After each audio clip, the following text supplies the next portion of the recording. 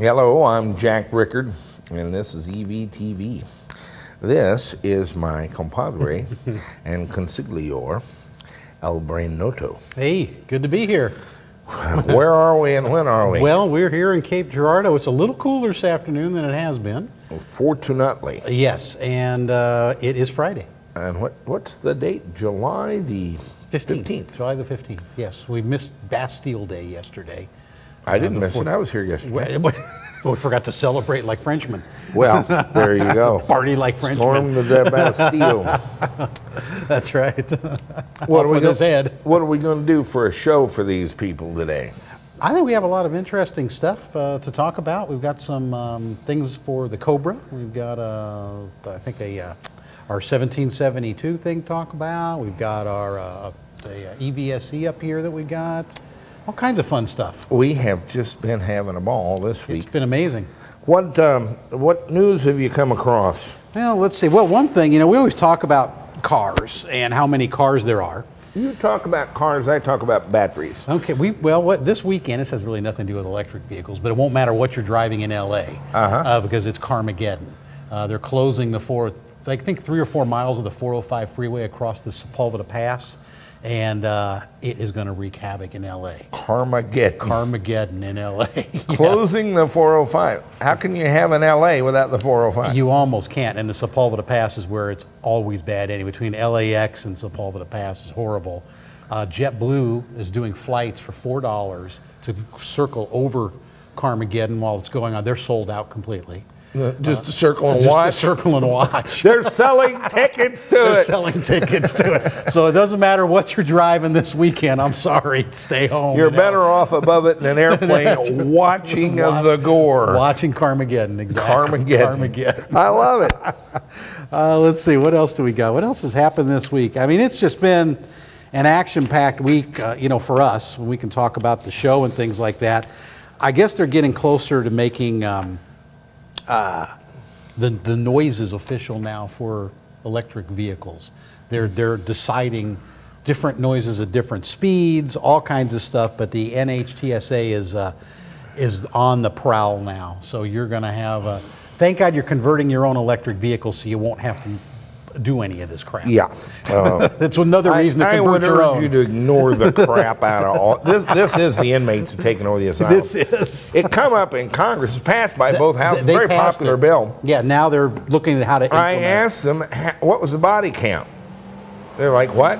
I said, well, now that you've taken on this issue and you're finally going to deal with it, how many lives were saved? How many blind people were killed by electric cars? Yeah, it must be none mayhem out there. Ever. Said, you have solved a problem we don't even have, and you can't solve any of them we do have? No. Like Carmageddon? It's like Washington-geddon. Yeah. Truly, these people are not our best and brightest. We have sent our lamest and halt to Washington. It's been ugly out there recently. To stroke each other. Yeah. It's just hideous. And I'm surprised Nissan didn't. They have solved a problem we don't even have. No. By making us do something to our cars that they don't even understand. No. It's incredible. And I'm surprised Nissan didn't get sued for its whoosh sound, which kind of would sound like a Nike swoosh. I think there's Shouldn't that be a trademark violation? That's what I'm thinking. Are we going to copyright noises now? I think we're going to where you can't make your car sound like somebody else's car? I think we're going to have to. It's going to be, and the lawyers will just get involved and it'll be ugly. I love it. Oh, let's see. What else we got? Dr. John Goodenough at the University of Austin, Texas is going to get some royalties for his lithium-ion patents that he holds. They've licensed it to Hydro-Quebec. Years ago, yes, actually. Hydro-Quebec has had that. So they're going to be he's going to be getting all kinds of royalties and stuff. So the University of Texas at Austin had a press release this week. So there's all kinds of stuff going on with batteries. His department, actually, a guy under him first proposed lithium iron phosphate as a anode material, and they do hold the patent on the basic technology. Most of the battery manufacturers don't really have to deal with this. Okay. you buy the materials. When they do the licensing and they do royalties. the licensing normally. Now, this is not 100% of the time, but often you can buy in China, and I've thought about doing it. You can get the aluminum foil, the copper foil, the lithium iron phosphate stuff comes from like Lee's in Taiwan. Oh, okay. And the carbon and a binder and your organic solvents that already have the LPF6 lithium ionic material in it for electrolyte. And you can build your own. Yeah, we could use whiskey. We could use whiskey with a little whiskey. Grind up a couple of lithium battery, camera batteries, put it in some whiskey, stir in some stuff. And there's been some stuff. You sent me a thing this morning. What was that? That was about Sumitomo had the kind of a new, like a three-dimensional type that cost me about 30 minutes, you know? Did it this morning? Yeah, Sorry. because it's such an obvious idea. I wish I'd have thought of it. Yeah. Most of the advances, I mean, you know, there's going to be some things out in the horizon, like silicon is simply more powerful than carbon as an anode material, if we could get it to hang together. Right. And a little vanadium, a little yttrium, that sort of trace elements in the cathode are cool.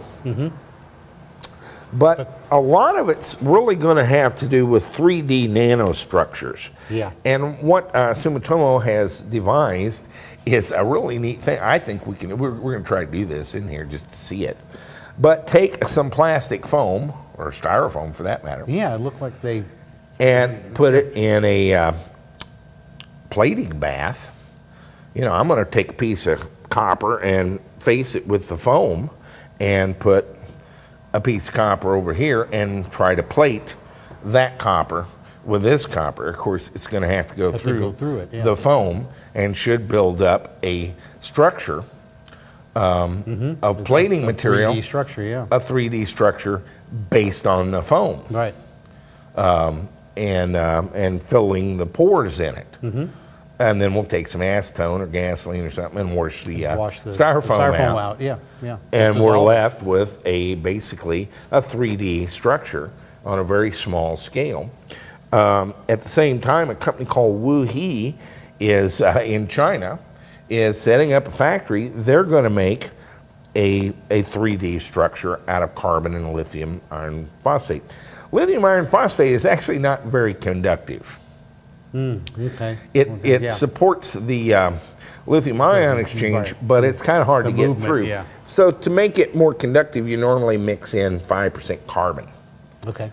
And that's why the lithium iron phosphate plate is black as well. Yeah, okay. And carbon then that connects it to the current collector, which is the aluminum foil.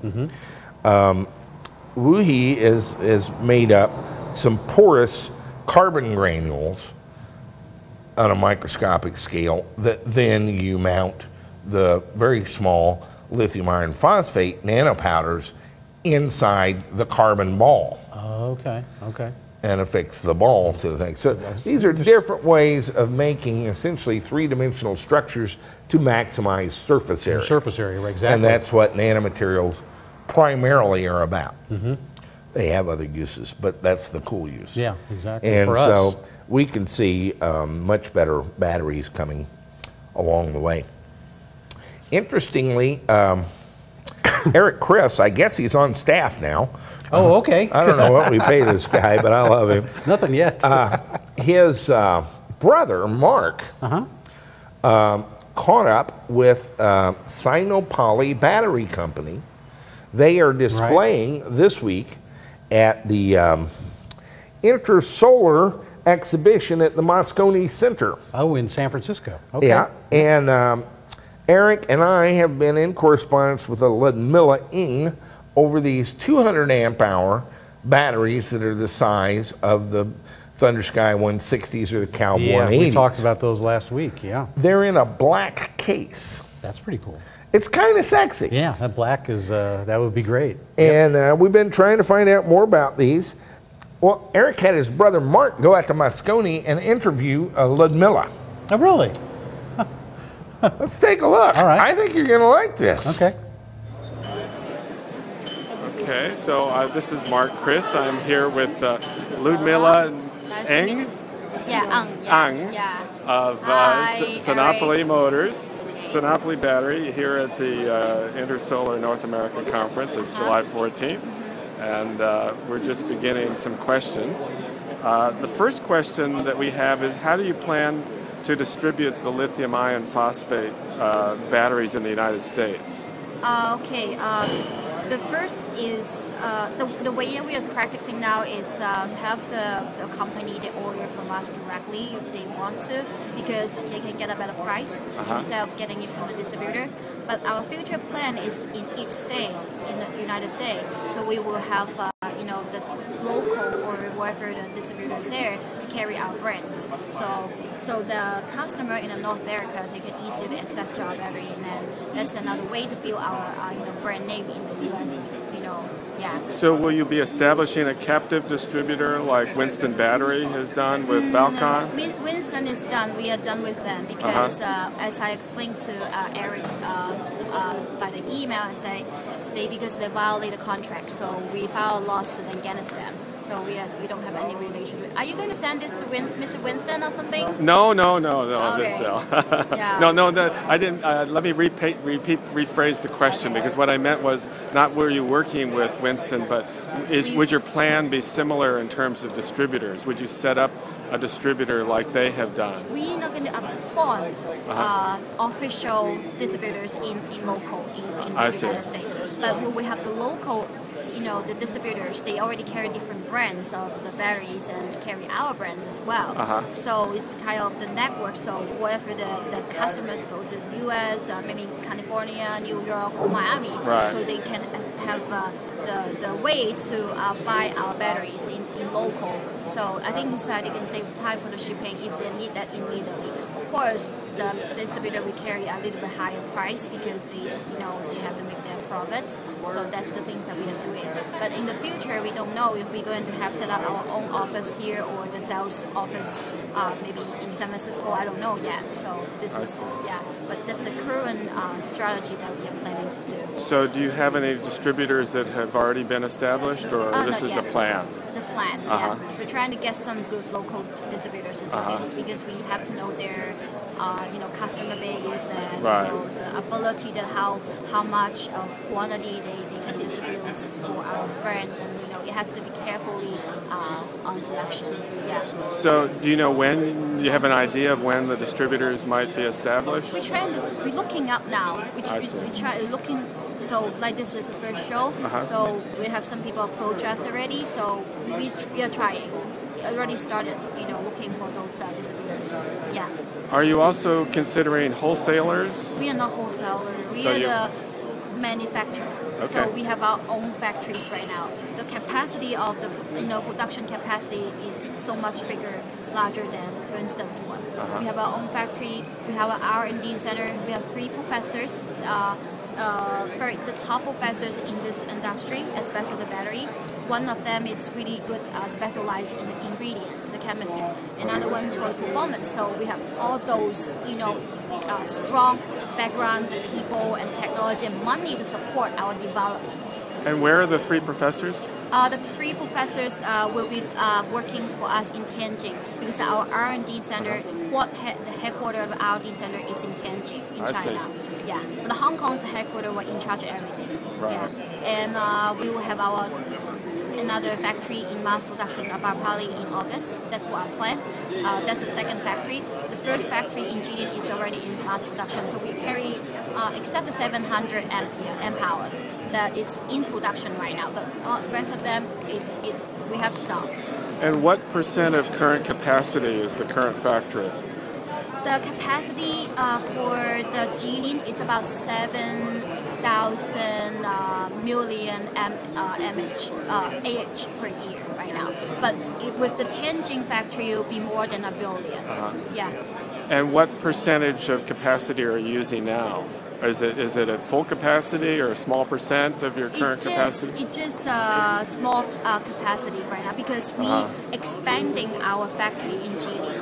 So now we have like the current factory, but we are expanding the line. For example, for the coating line, we're gonna add like eight pieces of new machine. All the machines the best are made in China.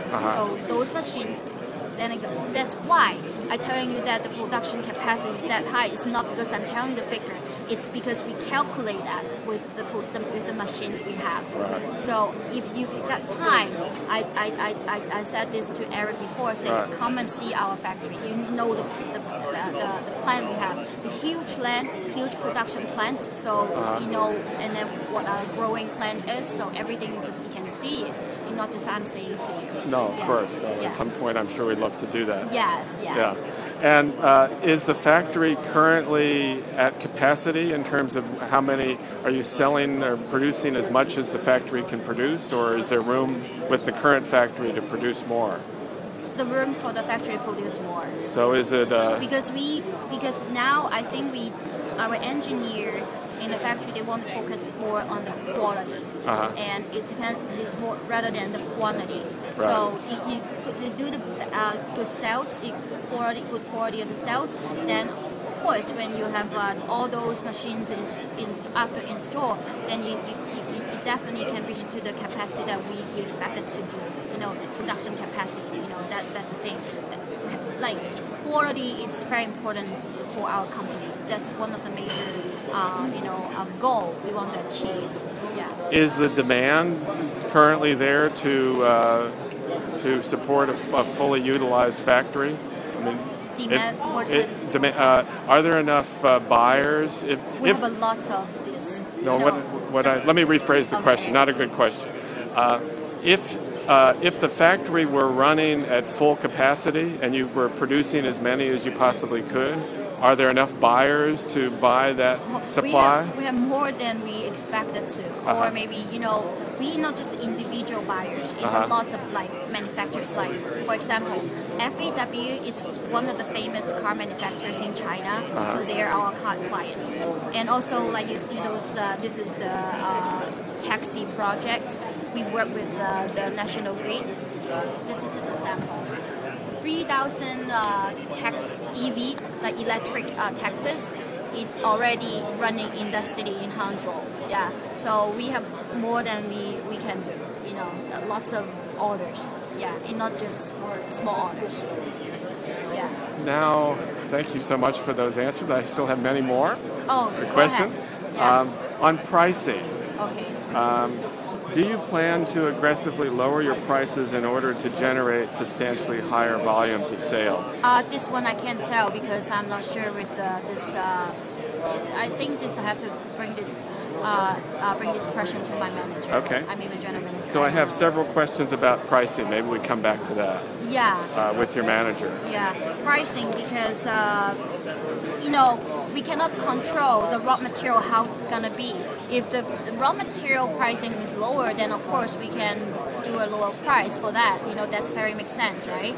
So and partly when the capacity went up, then maybe the cost will be lower because that's a cost effect theory. Of course. So yeah, but I can't tell that one yet. Okay. Great.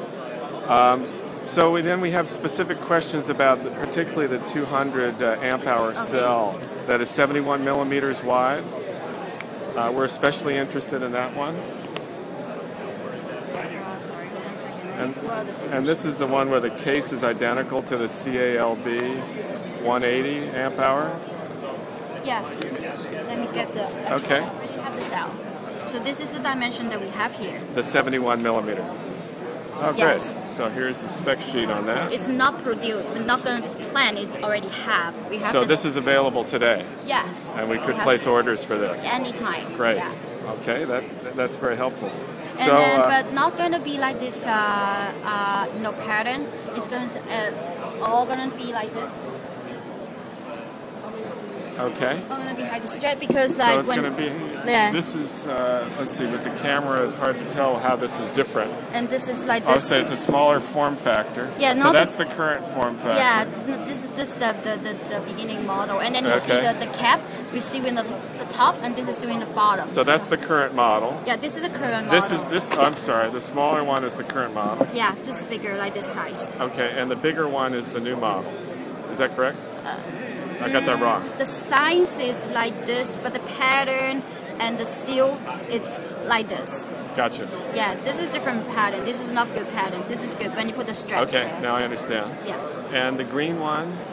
No, the green one, I just want to show you something that our technology. This is the last year model. You see, this is this year's model. It's just like half of the size. It's just about 1.8 kg. Right. Yeah. Okay. So just to make sure I understand this correctly. Okay, sure. Go ahead. The 200 amp hour cell that is 71 millimeters wide, this is the spec sheet for it. Yes. It's available now. Yes, I sent to Eric already. Okay, and the form factor will have just a different pattern on it. Yes. But it is essentially the same form factor. Same size and same ingredients. Great. Same chemistry ingredients. Okay. Which factory makes this particular battery? Our own factory. And that one is based again where? In Jilin, that's the first factory. Okay. The second factory we have is in Tianjin. Okay. Tianjin. Right. Yeah, like that area. Okay. Because like both places are pretty dry. It's really good in keeping the raw materials and also for the production. Because dryness is very important to produce a good quality of the battery. Okay. Yeah. Do you have any of the 200 amp hour black cases available for testing so they can be compared to the Thunder Sky 200 amp hour we have cells? stock as soon as you place order and it's ready to ship. So it's available for testing now as well as shipping. Yeah. Okay. Great. Well, that's very helpful on that question. Yeah. One more detailed question on charging. We've learned by experience to recharge the Thunder Sky cells at 3.65 volts instead of the higher recommended factory levels, which were initially 4.5 volt, and then 4.2 and 4.0, and finally 3.8 volts. Do you have a new charge specification for the black 200 amp hour? Everything's over here. Okay, so if you could just walk me through that, which would be the charge specification? So the charge is 4.0, this is like 3.8. Okay. Yeah, here. And then the discharge, actually, the range is about like 2.5 to 3.8. But we take the average is 3.2. So this is the new spec sheet that we have. Great. Yeah, he has a copy, so if you can't see this clear here, you can look it I'll up. take this with me, that would be great. Yeah, I'm going to give you the copy, don't worry. So those are our main questions, other than the pricing questions.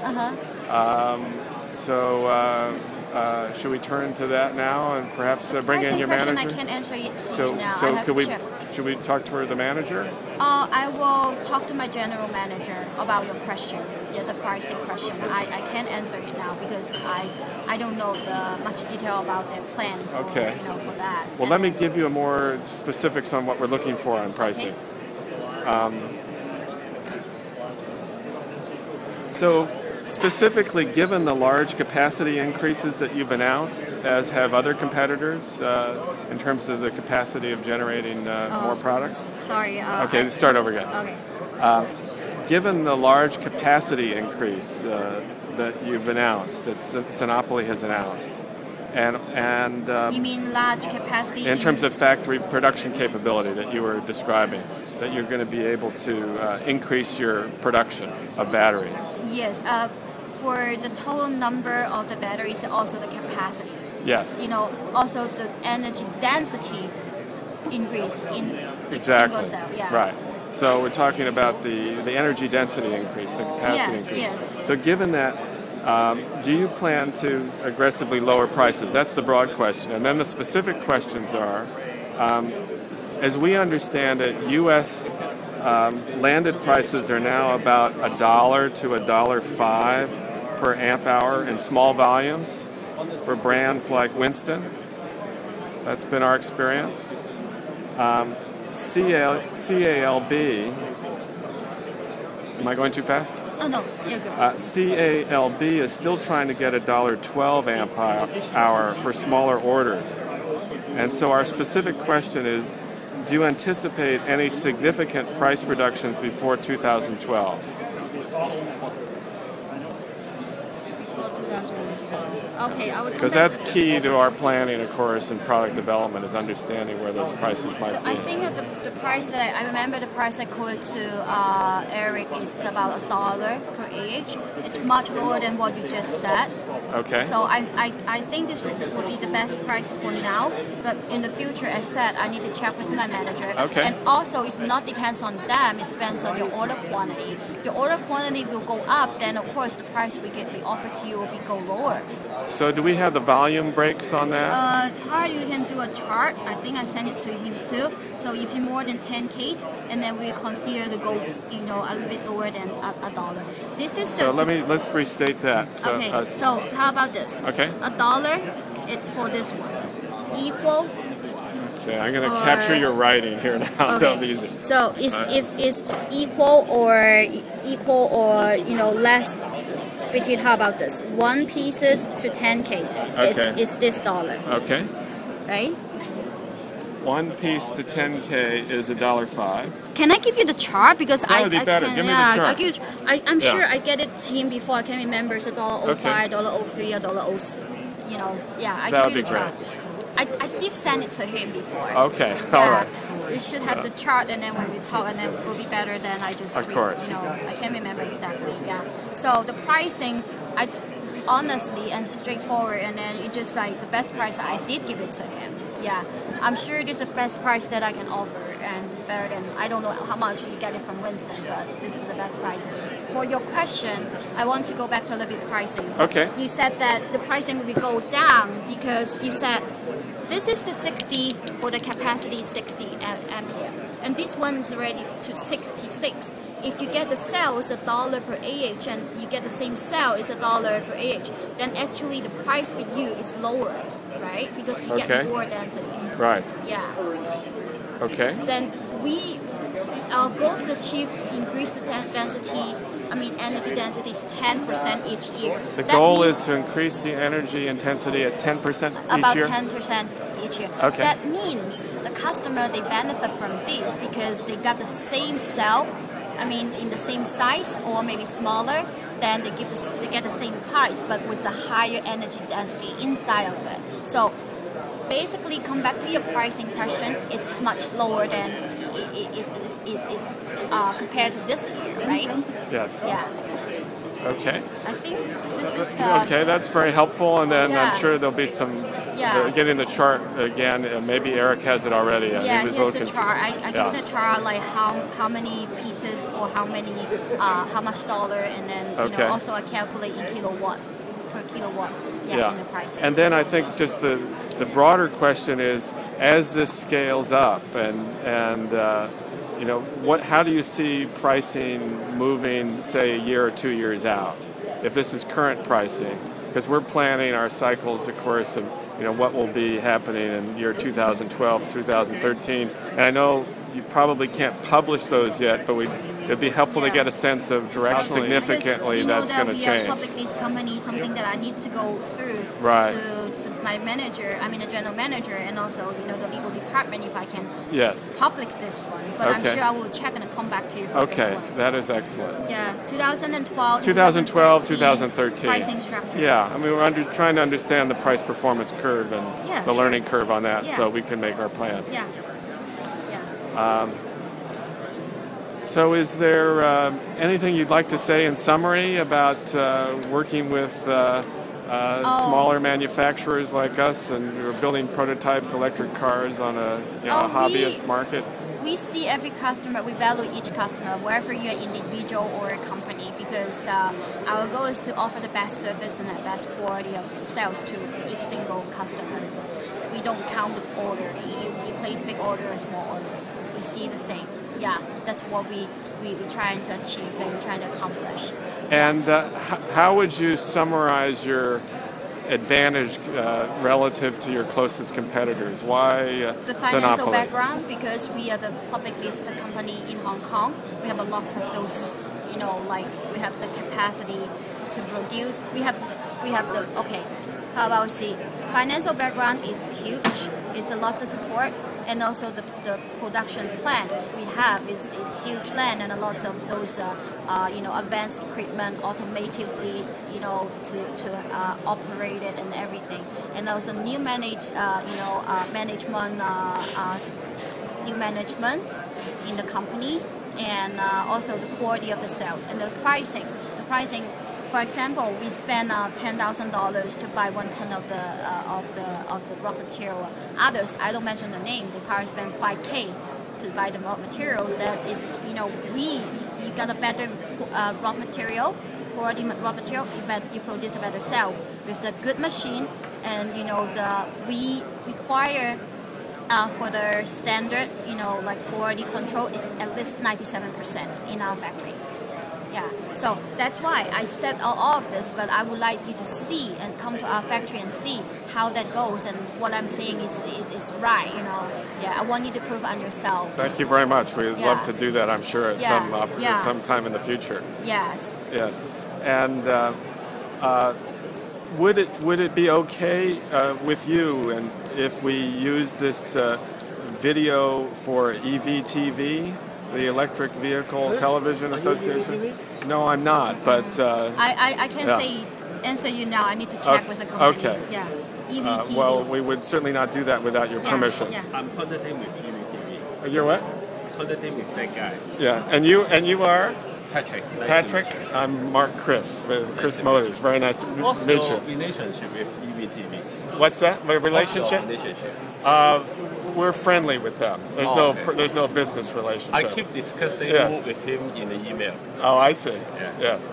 Yes. And he's encouraging us to go to his EVSE to give a talk and sponsor their program. Well, it's as you know, it's the center of a lot of activity in this field. There are a lot of good people involved with it. Yeah.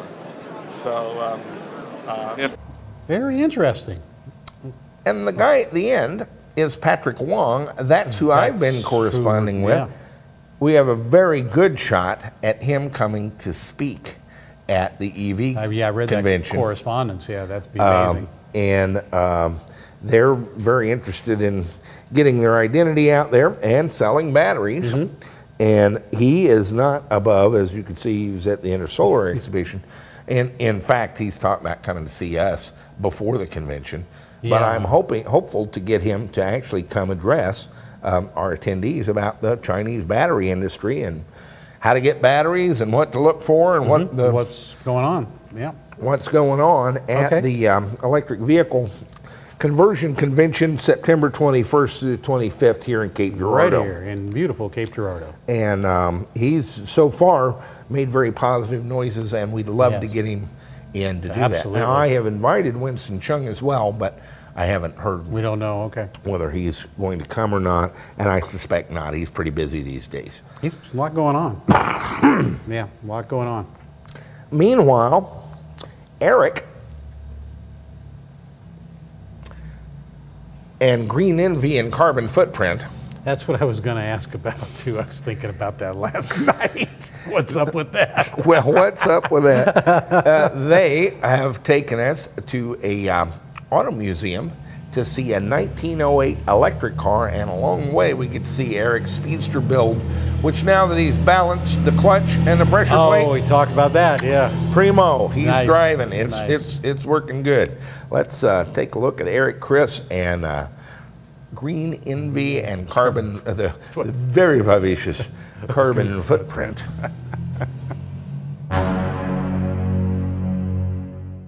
Hello, my name is Green Envy and this is my superhero partner Carbon Footprint. We are here in an abandoned General Motors factory in search of the perfect electric car.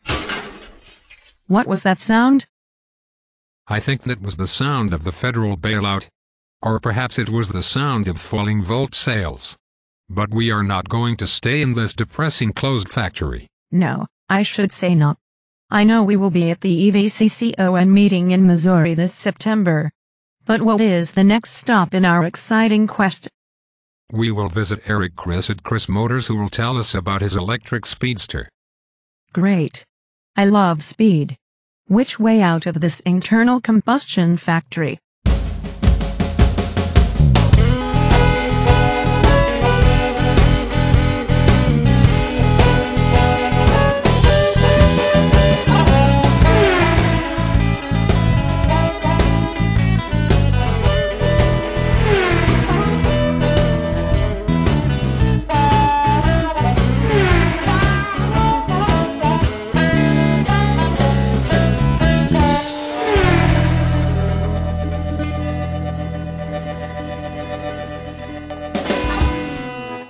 I'd like to tell you a little bit about my electric Speedster, which follows on the design that Jack and Brian outlined in some detail on EVTV. Very, very similar, same basic components.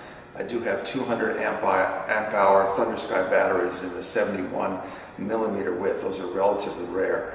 I've made a few other modifications that I'll talk about, so let's take a look.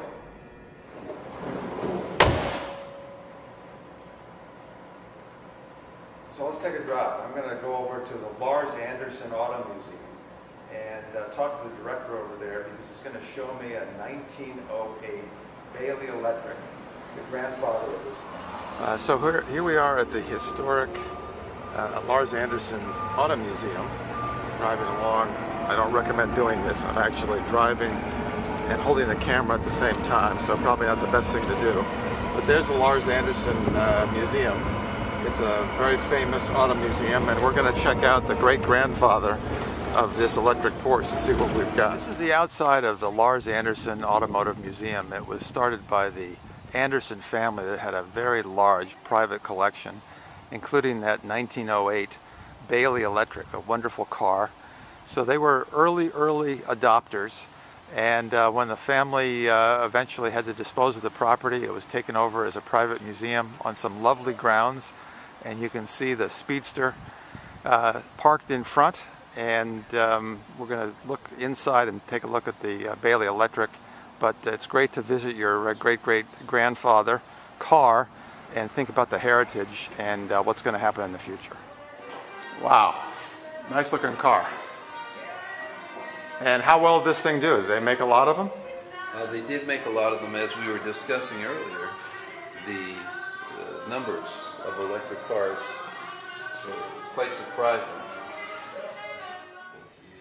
So volts and amps, just like I've got in my Speedster today. Hasn't really changed that much. I mean, how could it? I know. Where do the batteries go in this car? There are 8 batteries underneath. Underneath the chassis? That hang off the chassis, or in this battery box, yeah. It's very simple. Yep. Mrs. Anderson enjoyed using this car for the same reason that you decided the 356 Porsche. Yeah. Because it's manageable, it's maneuverable, simple, great to handle. The only difference between you and Mrs. Anderson is that she had a seat in the back for her footman. So, though she enjoyed driving, there was always somebody to take care of Isabel. So we're 103 years later. That's right. 103 years later, so this is the great-great-grandfather. That's right. Oh, that's great. Thank you so much for showing it to me. You're welcome. So my car began life as a kit from Beck, and arrived, unloaded, put it into my garage, and then the process of building it started. I had no transmission, no suspension, no brakes, no headlights, as you can see, and let me show you what it looks like now. You know, it's hard to tell the electric Porsche from the regular car. I put the badges on so it looks just like from the outside a Porsche. You'll notice it has hood straps. I'll get to that in a minute.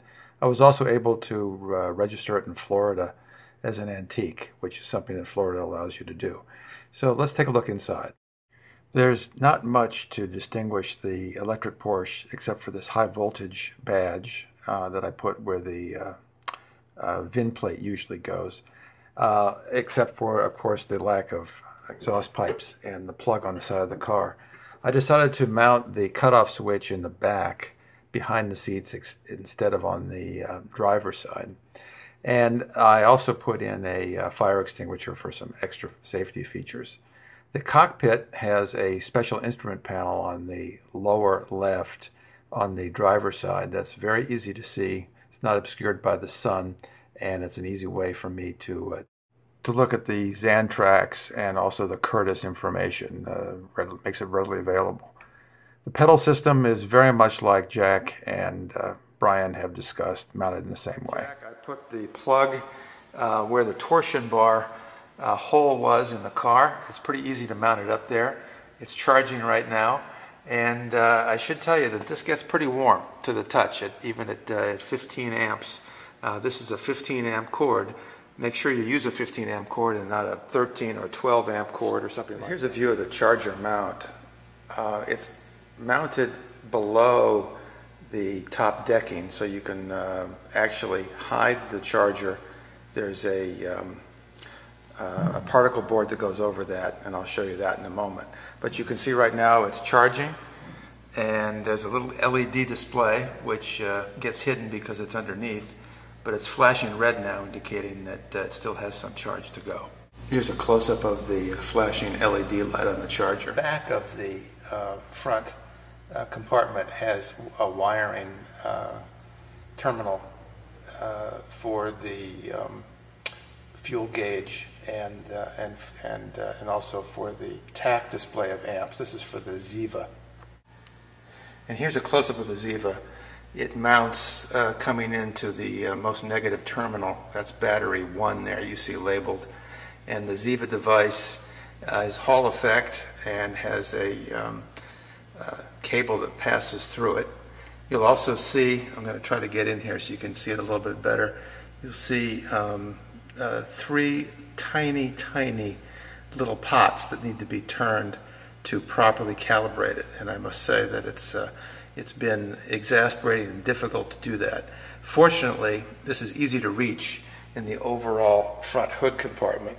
But still, it's a little bit of a challenge to be able to get that and do it correctly. As I noted before, I've got these hood straps on the car, and that's because the original hood mechanism, I'm going to hold it up here so you can see it, is this big piece of metal that has a spring catch and this long lever that passes through. I'm going to take this out. This is what it looks like. And that, in a regular car, passes through right here where I've got this VIN plate. And as you can see, this is right above the battery, so I'm just going to scan over the battery pack here. And the clearance is only about 1 inch or so. And I was concerned that as this hood latch kind of came down and passed through, the VIN plate is covering the original holes that were in the fiberglass, that this long protrusion would be only about 1/2 inch potentially from some of the battery terminal. And I was very concerned that in an accident or maybe just with a heavy bump that this thing might actually short out one of the terminals. So I decided to put this VIN plate in. I made a custom VIN plate. They're very easy to do. As you can see that this has got the VIN number, and I put the Porsche symbol and so forth. And I simply screwed that on so that it covers those holes, put a nice Porsche badge on there, and it looks pretty authentic. And those hood straps, these are the buckles, are actually period correct. They were used in the 50s. I'm not going to say that it's the best way to secure the hood, but it works just fine. It has a classic appearance, and it's a good way to eliminate any kind of shorting problem with the batteries. So here's a look at the front hood area with the board over the charger, and you can see that it is a very clean install. Got the batteries up front under the Lexan plastic, so this is can't be touched. You've got the VIN plate that covers the holes that were from the original hood latch, and then this rear compartment is very clean. It's got that fiber board in the back and carpeting up against the back firewall, and you can put actually some luggage in here. It doesn't get warm when you're driving, and you could also put extension cords or whatever else you might want to put in this compartment. So it's a very easy, clean install, looks good, and there you've got the completed front of the electric car. Now let's take a look at the rear of the car. So my saddlebags are made out of fiberglass, and they're covered with a Lexan cover, which is why they're clear. And you can see these little red holes, which are simply Velcro. And I've been driving around for a while with these Velcro strips on them. They don't move, and it's very, very easy to take this thing off and to check the batteries. You'll note that I've also got them all numbered so that I can do some battery testing and note what voltages are and so forth. So that's a 11-minute summary of my electric Speedster, following Jack and Brian's great work over the past couple of years. I look forward to seeing all of you at the convention in September.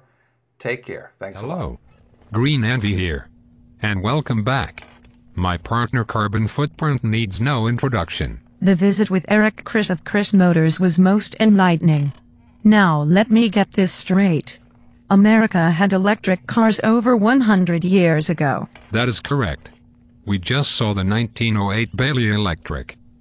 And this electric car had room for a footman in the back. That is correct. Well, now I am really pissed. I mean, we already had electric cars over 100 years ago. What we need is a time machine. You have to admit that the Kriss Motors Speedster is very beautiful and goes fast. Eric's Speedster was wonderful. It left me speechless. By the way, why is it so dark in here? Well, we got locked inside the Lurs Anderson Auto Museum by mistake and I cannot find the light switch. Hey guys, this is Eric. I think I found the door. Turn left. Turn left. I think we'll find our way out.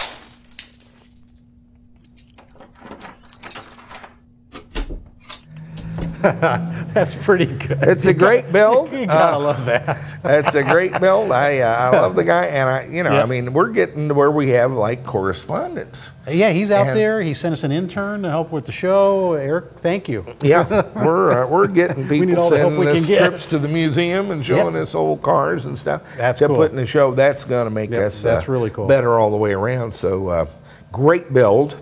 I can't wait to see it in September. Absolutely. And heard from Dwayne Ball this morning with the, the 904. 904. He's coming in September, and so we're gonna have a great meet. Yeah, we've got a lot of cars. Let's enough about them. Let's talk about me. All right. This week we got in our adapter plate for the NetGain Warp 11 HV, which I recently did a gruesome chalk talk on. Mm-hmm. And we can put together our most of our drivetrain, certainly through the clutch and pressure plate. Yeah, with the motor assembly all together. Exactly. Well, show me how you did it. All right, let's do it. Okay, Brain. Hey, what's up? Oh, the temperature's 100 degrees. It's hilarious here in Missouri. I don't look my usual dapper self. You're looking a little wet. Damn. Got a little pit rings going. We're at a neat part of the project. This is always one of my favorite parts. Some of you may be machinists, but most of you have to send your adapter work out. And this is the part where you get to hook up the motor. The motor's the fun part. That's right. And so we're in a rush to get it in the car, right? Right, that's it. We want to get it in there and get it to run, Get it to run. We want to make electric car noises. Eric Kriss has been contacting us about his Speedster and has had quite a buzz. In fact, you'd call it a vibration. Really? Okay. I know we talked about this on Speedster Duh, which was the one that he was following. Yes. But let me stress it some more. Okay.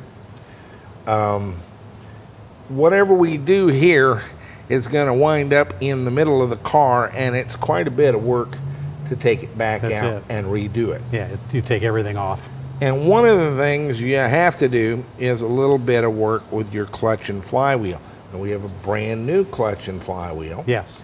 And a brand new pressure plate. That doesn't let us off the hook.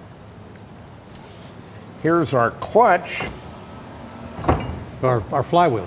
Our flywheel, There's our aluminum flywheel. And here's the rest of our flywheel. Yeah. This is our ring gear that we use with our starter motor to start our electric motor, right? That's exactly it, just in case we ever need a jump. No, we don't need that at all. So we had this removed. They had to cut out some rivets. It's just extra weight. Yeah. And that leaves us with our flywheel with the steel insert. We sent that out to Napa. This is some machine work that's easy to get done. Yeah. What did it cost us? I mean, everything was $100, and that's about right. About $100. Yeah, and that's about right. And most auto parts, not your AutoZone or that sort of thing, but like Napa Auto Parts, they do this every day. Yeah, if they can turn brake rotors and drums and things like that and do some crankshaft work, they can do this. They do some basic stuff. rotors and drums, and they dynamically back. This is spin balance, all in one assembly. Yes. And you want them to spin balance your flywheel, your pressure plate, and your clutch together. Right. That's right. And that's where Eric went awry. I know we talked about that because we lightened our flywheel on Speedster DA, right, and did send it out to get. But let's stress this. Yeah, always balance. It's $100. They're brand new parts, so you don't have to do anything but drop them off and pick them up 2 days later. Right, that's really it. And it's they spin balance them. It's important, probably more important with an electric motor than it is with an internal combustion engine, wouldn't you say? Yeah, I mean, your shaft is smaller. It is even though the motor's heavy, it's light, you know, yeah, and we're not like a crankshaft. You don't have mass in that rotor like an engine at all. No, not like a crankshaft, and you're also not putting any kind of a harmonic balancer on the other end either to take out any vibration. So it's all we do not right here. have the mass of a crankshaft in here. We've got a little rotor, and so this flywheel, clutch, and pressure plate becomes a disproportionate percentage of the mass that we're rotating. Yeah. This is why you can shift without using the clutch, because the synchros don't see this as much of a mass to it really isn't. Overcoming.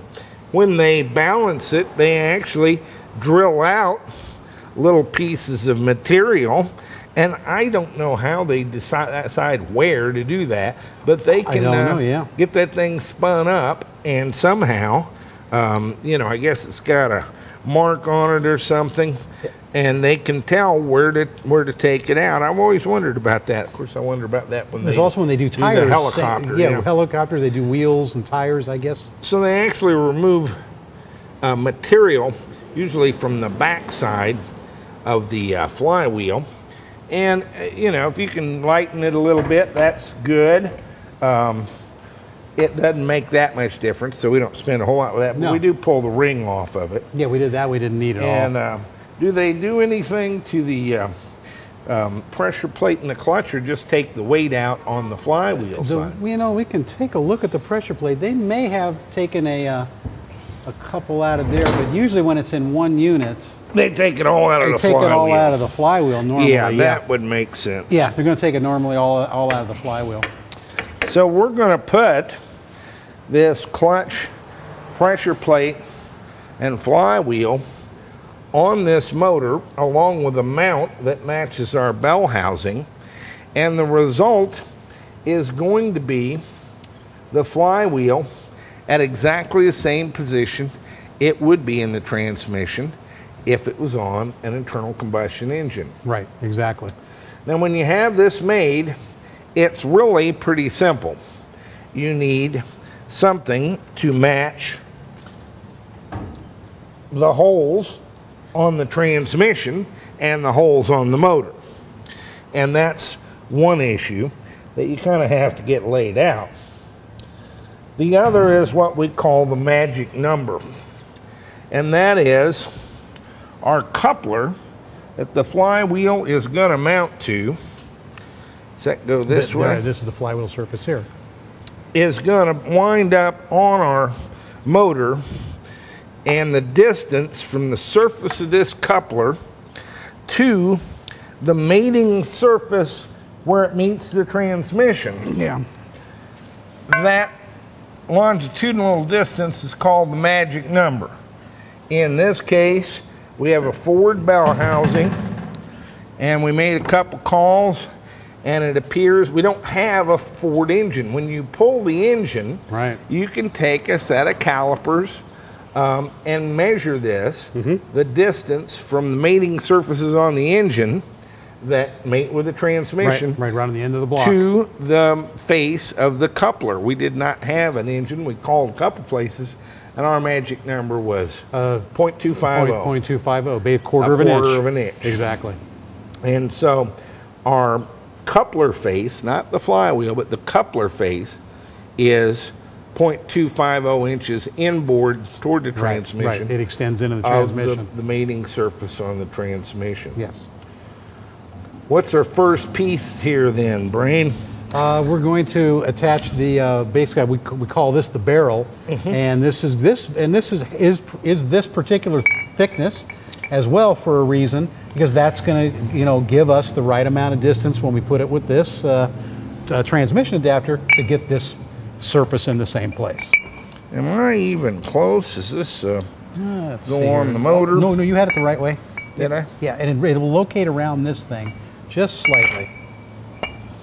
I think. Let me down low. You got quite a bit lower here. There we go. You can kind of feel it. See if I can get one of these in. Get a bolt in.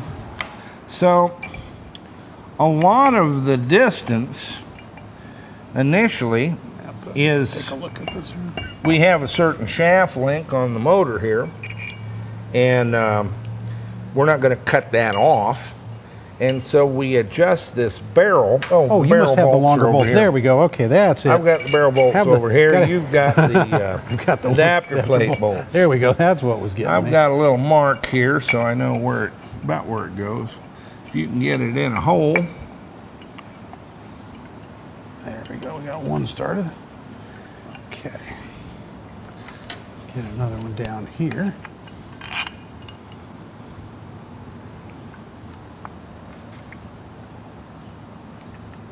There's two of them.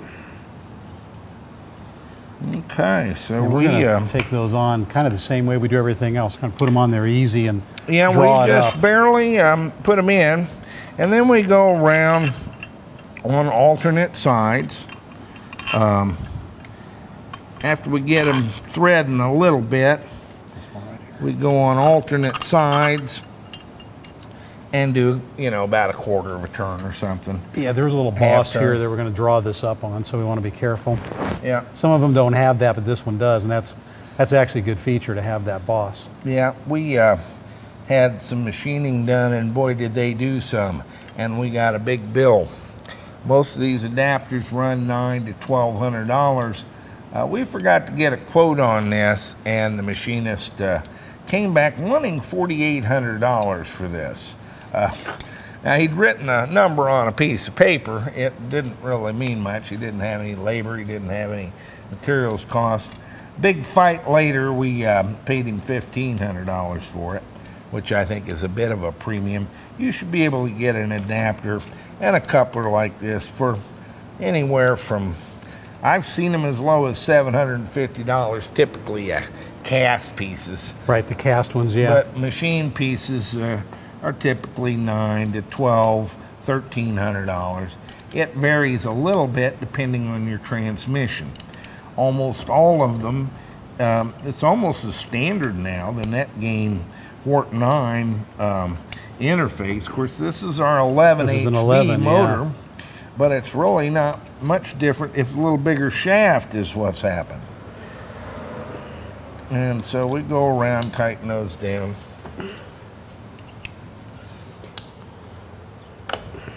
I know a lot of you use thread locker, wear safety glasses. It's 100 degrees It's too damn hot. We're not going to fool with that. And you can use it if you like. Don't if you don't. I don't think it makes a whole lot of difference. We've got a lot of bolts. We're using good bolts here. They're new bolts. And so I don't think these are going to come loose. But a little thread locker doesn't hurt. No, it doesn't hurt. I think we're on there. And that's our barrel assembly.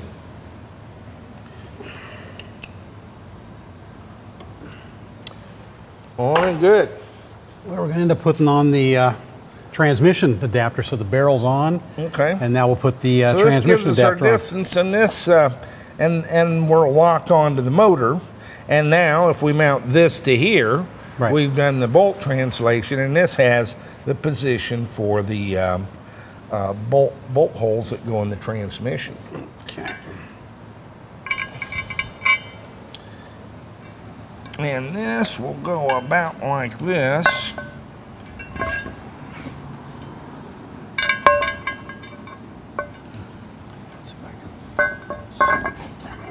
Oops. I can see it, I can get one started. I did this the other day. Yeah. One guy's got to hold it up, and the other guy's got to find the hole. Yeah, I just need to see it. Yeah. There we go. There. All right, that ought to be about right. We're in there. Yeah. Then we got to come toward you.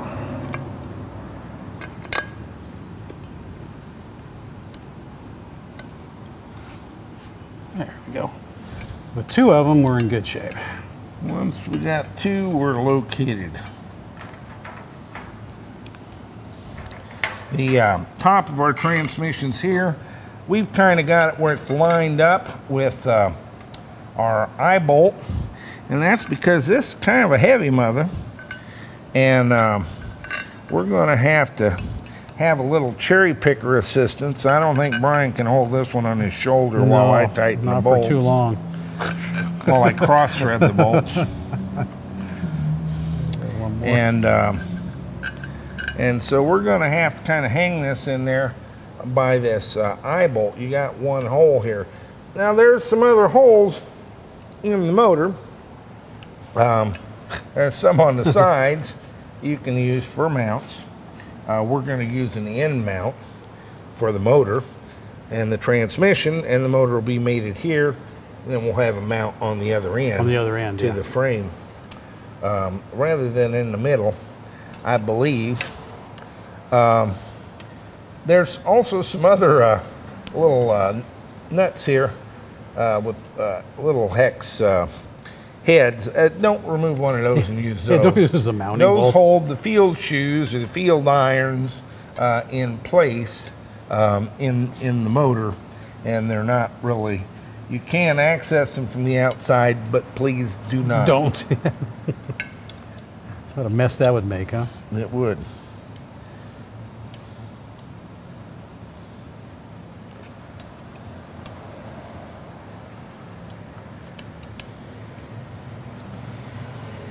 All right, now we'll go ahead and just snug these down. Yeah, once you get them started, then you kind of go side to side, quarter or half turn, then around to the other one. And that's just try to get this on as square as possible. It should all square up. Yeah, this doesn't have a boss or anything, so we should be okay. In September, it'll be 75 degrees. Today, it's 100. Yeah, and kind of high humidity, too. And kind of high humidity. And we have to turn the fan off to shoot the video. You guys get all the best of us. No fan. Briefly this week. Yes, exactly. Okay, that looks good. We have a transmission adapter on here. We've got our looks good. barrel and our adapter plate on. This is actually an off-the-shelf taper lock hub. I like these. Yeah, and this is a inch. Peter McWade said he didn't like them, and Some people don't. Yeah. Eric told me we were putting them on backwards, and I don't know what they're talking about. These work great. They only go one way. They're split, and it's a cylinder, but it's tapered. And we have made. You have to machine this. This is a piece of billet. We put a little pilot bearing in there for the transmission. For the transmission input shaft, And it goes down over that taper. And then you have some screws that go into the taper base is threaded, and you screw those down. Now you want to do that. This is kind of where you could get out of square, but you just have to turn them just a little bit at a time. Right. There's only 3 of them, and it slides down over that and compresses this taper. And it's got a little split in it, and that compresses it around the shaft. Around the shaft, right. And takes pressure off the key, so you're not using the key to turn anything. It's just really to locate it. That's and Peter McWade, one of our viewers, said he didn't like them. Kriss told me we're using it backwards. I love them, and I like them just the way we're using them. However, when you put all this together and you put it on the shaft, it's almost guaranteed to be the wrong place. To be in the wrong place, exactly. And so we have another critical dimension piece, and that is a spacer It's just a ring that we set in there to stand that taper lock hub so it can off. set right against, so we don't have to worry about it. Right, and that's pretty much the drill. Which side the goes in? The chamfered side goes in. Chamfered side goes in, and that actually rests right against the shoulder of the shaft. Of the shaft, exactly. And we've got a hardened keyway. A hardened keyway is almost sits right in there. Superfluous. And then, and this is kind of something. We actually got 3 jack bolts that, in this case, that go through some holes in our coupler that don't have a hole in the taper lock hub. And that way we can screw those down and pop it off. And it works because great. Once this is compressed, it's a lot of work to try to take off. It's kind of hard to get off. Especially when they're recessed like this, it's a nightmare. And so we line up our key, and it slides right on there. And there we go. That's pretty much there. And then we are really about lining up holes on this, Brain. Okay. You've got 3 bolts that do this, but this is a fairly heavy piece. We haven't had balance problems with these. We haven't had problems being square with it. You do have to exercise some care in tightening these down that you don't get it cocked at all on the taper lock.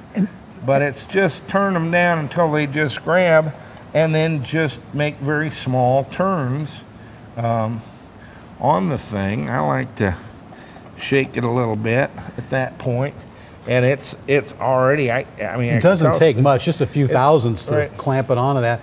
And the thing is, this one, when you saw it, when Jack was showing it to you, the taper lock and the hub came real close to each other, so the chances of jacking these sideways are a lot less. Yeah, some of the VW ones, there. Some of the VW ones are for the kits. You've got a big space, and you really got to be careful. So we'll just do this by hand and just get this started.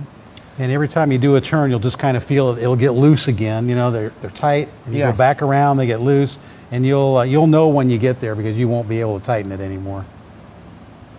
Yeah, so it's kind of a quarter turn at a time. Yeah, it really is. And it stiffens up. You go do the other 2, and then when you come back to it, it's loose. It's a little loose again. It's got some play in it. And it just walks it on there. Don't try to get too much at any one time. Yeah, and you'll feel it when you finally get around to where you don't get any play in it. You're there. And when I started tightening it, I pressed that hub against the back so we didn't mess up our dimension, so it was sitting against that spacer.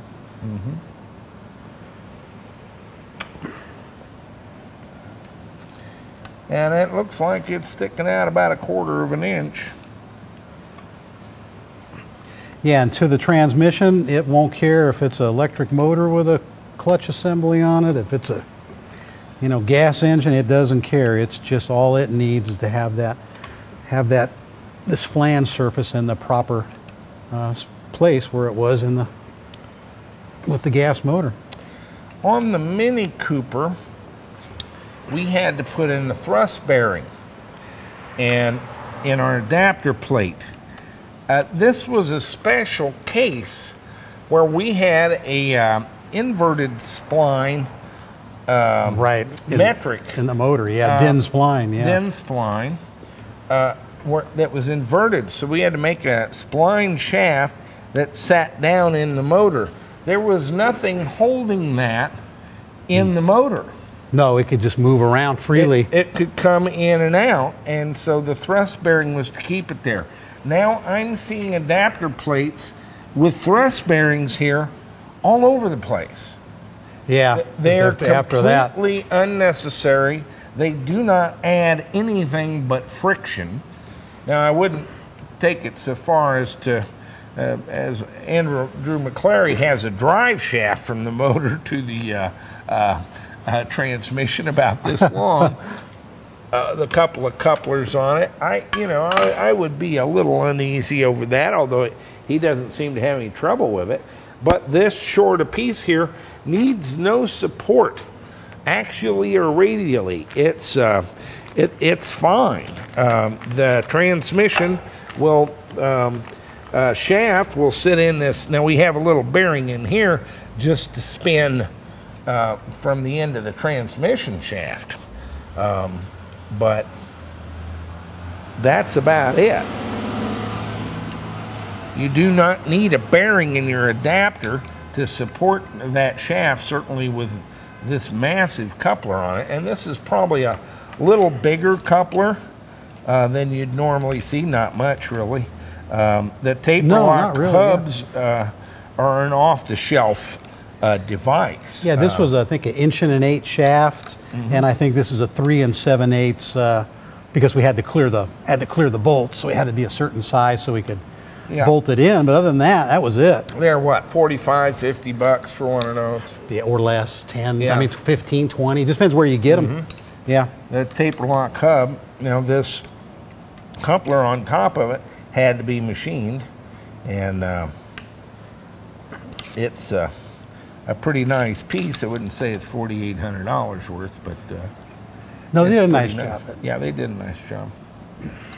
We're almost there. So I just used a couple of bolts here just to keep it from give you something to hang on to. Give me something to hang on to, yeah, because it's not a matter of it needing to be torqued. It just has to be nice and even, and we'll get the bolt stretched just a little bit.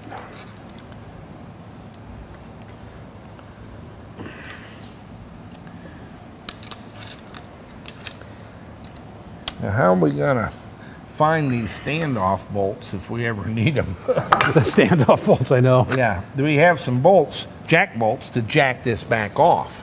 Yeah, we do. What we've got is, let's see, we've got a little box here full of stuff. Let me see. Probably back here. And what we'll do, and it doesn't work very well if you don't take these 3 bolts off.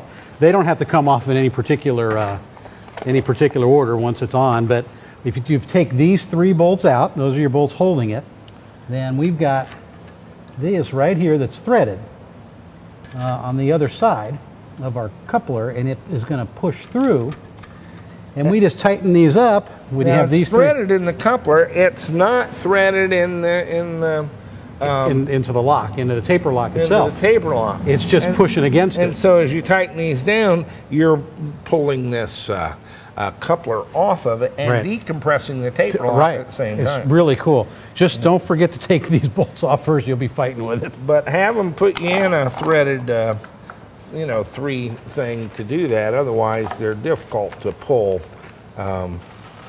To pull later, especially. To pull later. Yeah, I mean, this one wouldn't be too bad. You could take all this off the barrel and everything. But some applications, if you've got something big on this side, you got something recessed, man, it'll be a nightmare to take it off. But those jack bolts are great.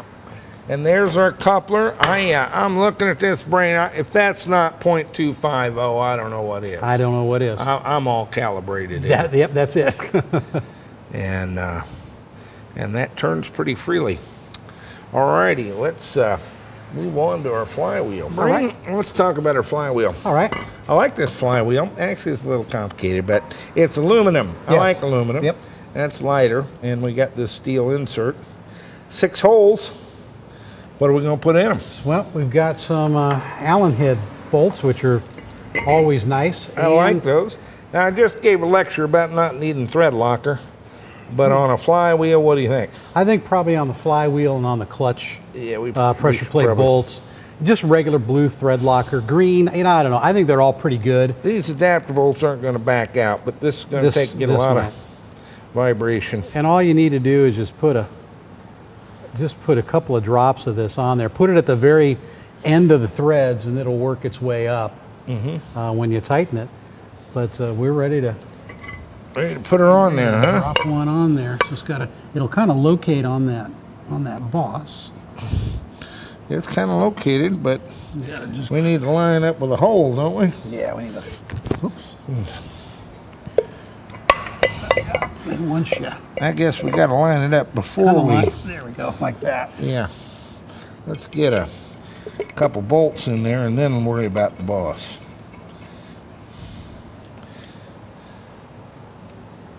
And again, just a drop or so on the end. A little dab will do you? Yeah, right on the end of the bolt. Kind of like Brill cream, huh? Like a little like Brill cream. That's right, a little dab will do you.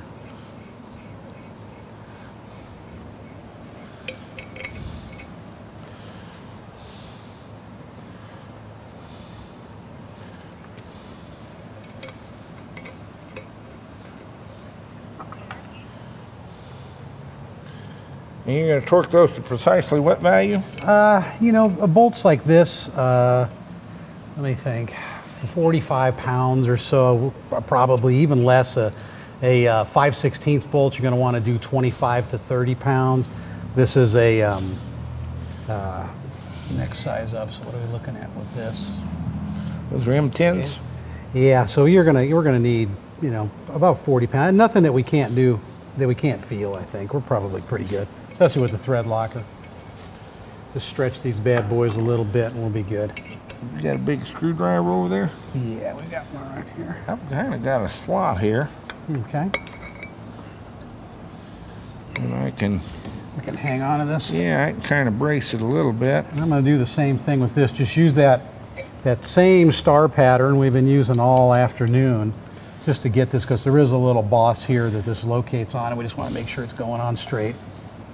Don't want to have a bunch of run out at the end. So.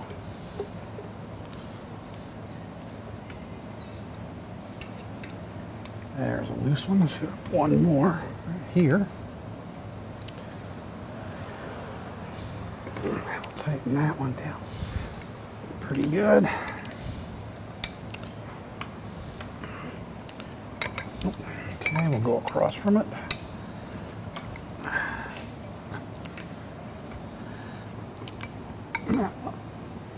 That one needed some. There's one that needs a bunch.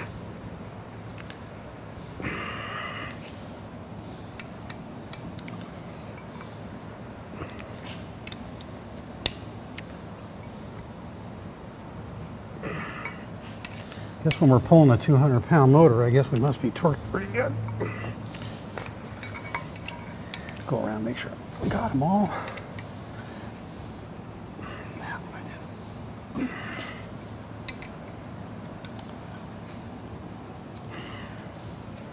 Well, the woman likes to cut you. Sharp. What I'm going to do is I'm going to get one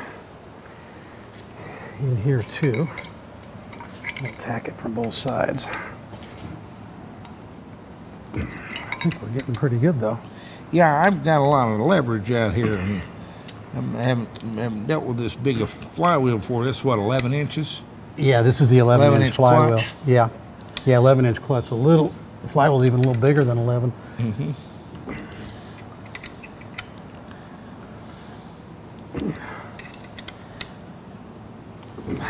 Okay. I think we're on there, buddy. Yep, that's in. Now,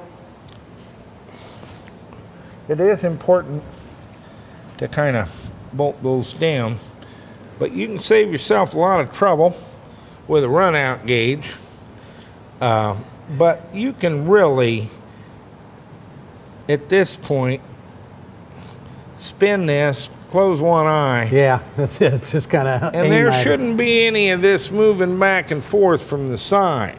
No, if you see that, that thing should run true. Yeah. If it's got enough run out that you can see it moving back and forth, and you're in trouble, then you need to take another look. Yeah. This thing's running quite good by eye. Yeah, this is real true. It might be a thousandth out. You know, my eye isn't that calibrated that way well, but it'll be all right. Yeah. If it's within eye true. I think we're good, yeah. You know, but just spin it a few times and see if you've got any wobble, and have your buddy double check you. Give her a spin and eyeball it. Yeah, I mean, the other thing would be to use a magnetic base and a dial indicator and check your run out, but well, yeah. I mean,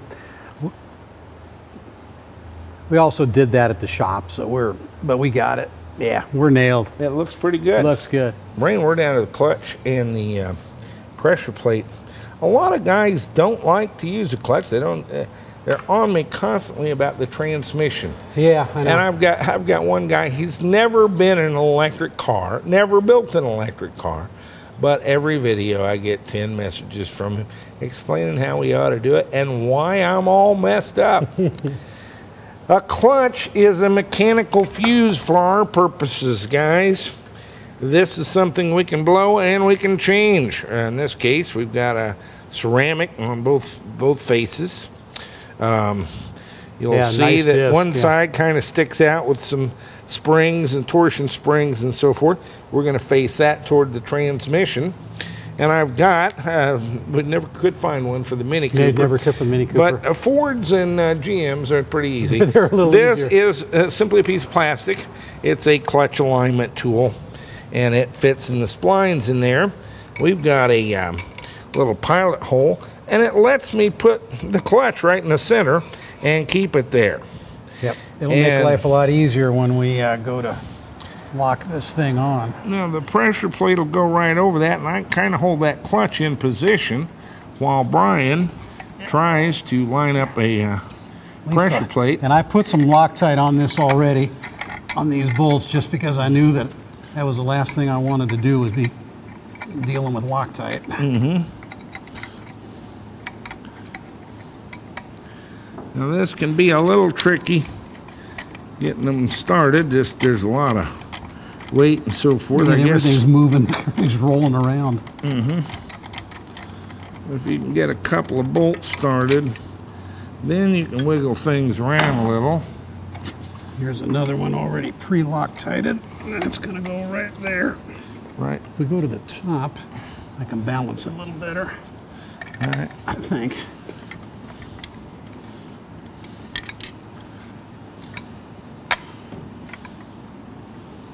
Well, that on cross-threaded, huh? Yeah, because I can't we're in fix aluminum. it when you do that. You're supposed to fix it when I do that.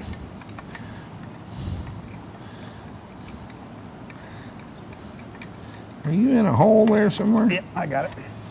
Yeah.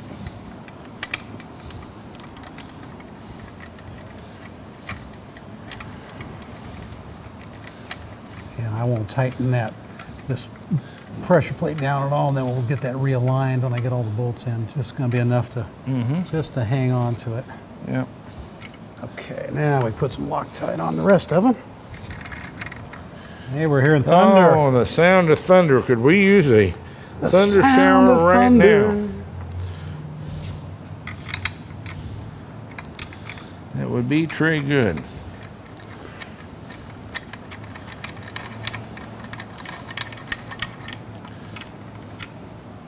And one more to Loctite and get started here. Let's see where he is. There we go.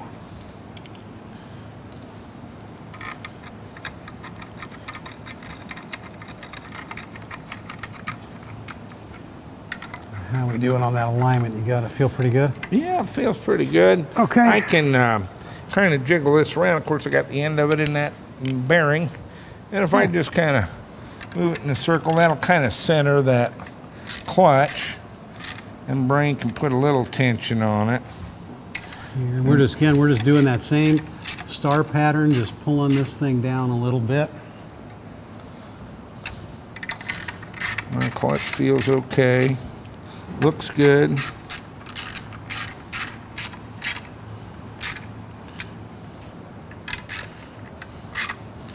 And of course that'll ride on the transmission shaft anyway. Yeah, exactly. Once we put it in, and that'll, we throw the clutch a couple times, that'll line her up. Yeah, once you get to release that clutch first time, if you can get it up over the transmission input shaft, you're fine then. So this is not a precision center, we're just trying to get it in the middle of the pressure plate, so when we put this in the transmission, we get the shaft started, it goes in there and seats on in those splines for the clutch and the transmission shaft. So I like to have a clutch as a mechanical fuse. If we had an uncontrolled controller event, and we've had them, And we do a lot of work with new controllers that are not perfect, need some work developmentally, because you're interested in the latest and greatest, not in Curtis 1231 controller over and over and over. So we try to find new stuff, but that puts us kind of in a little bit of peril. And we do have incidents. It will throw that clutch instead of snapping our $4,000 transmission, for example. If it got entirely away from us, I can always push the clutch pedal, blow the motor, and no biggie. It's you know, a matter of everybody walks away but the motor. Everybody walks away but the motor. That's exactly right, and that's kind of important. This is a lot of fun. I think it's important work, but it's not worth a broken finger, much less a serious mishap. So you always kind of have to be on the lookout for that. And finally, it's simply a matter of leverage. We will have 5 gears. Am I obligated to use all of them on any particular drive? No. No. And probably won't be able to. I'm not. It's there for my use. They're paid for. And they give me a lot of options. To do direct drive and have similar performance, you have to have a significantly larger motor. Now, in this case, we have a significantly larger motor. Why would I want to give any of that up? Need you to give me a little to direct drive. What for again there? Need a little pry?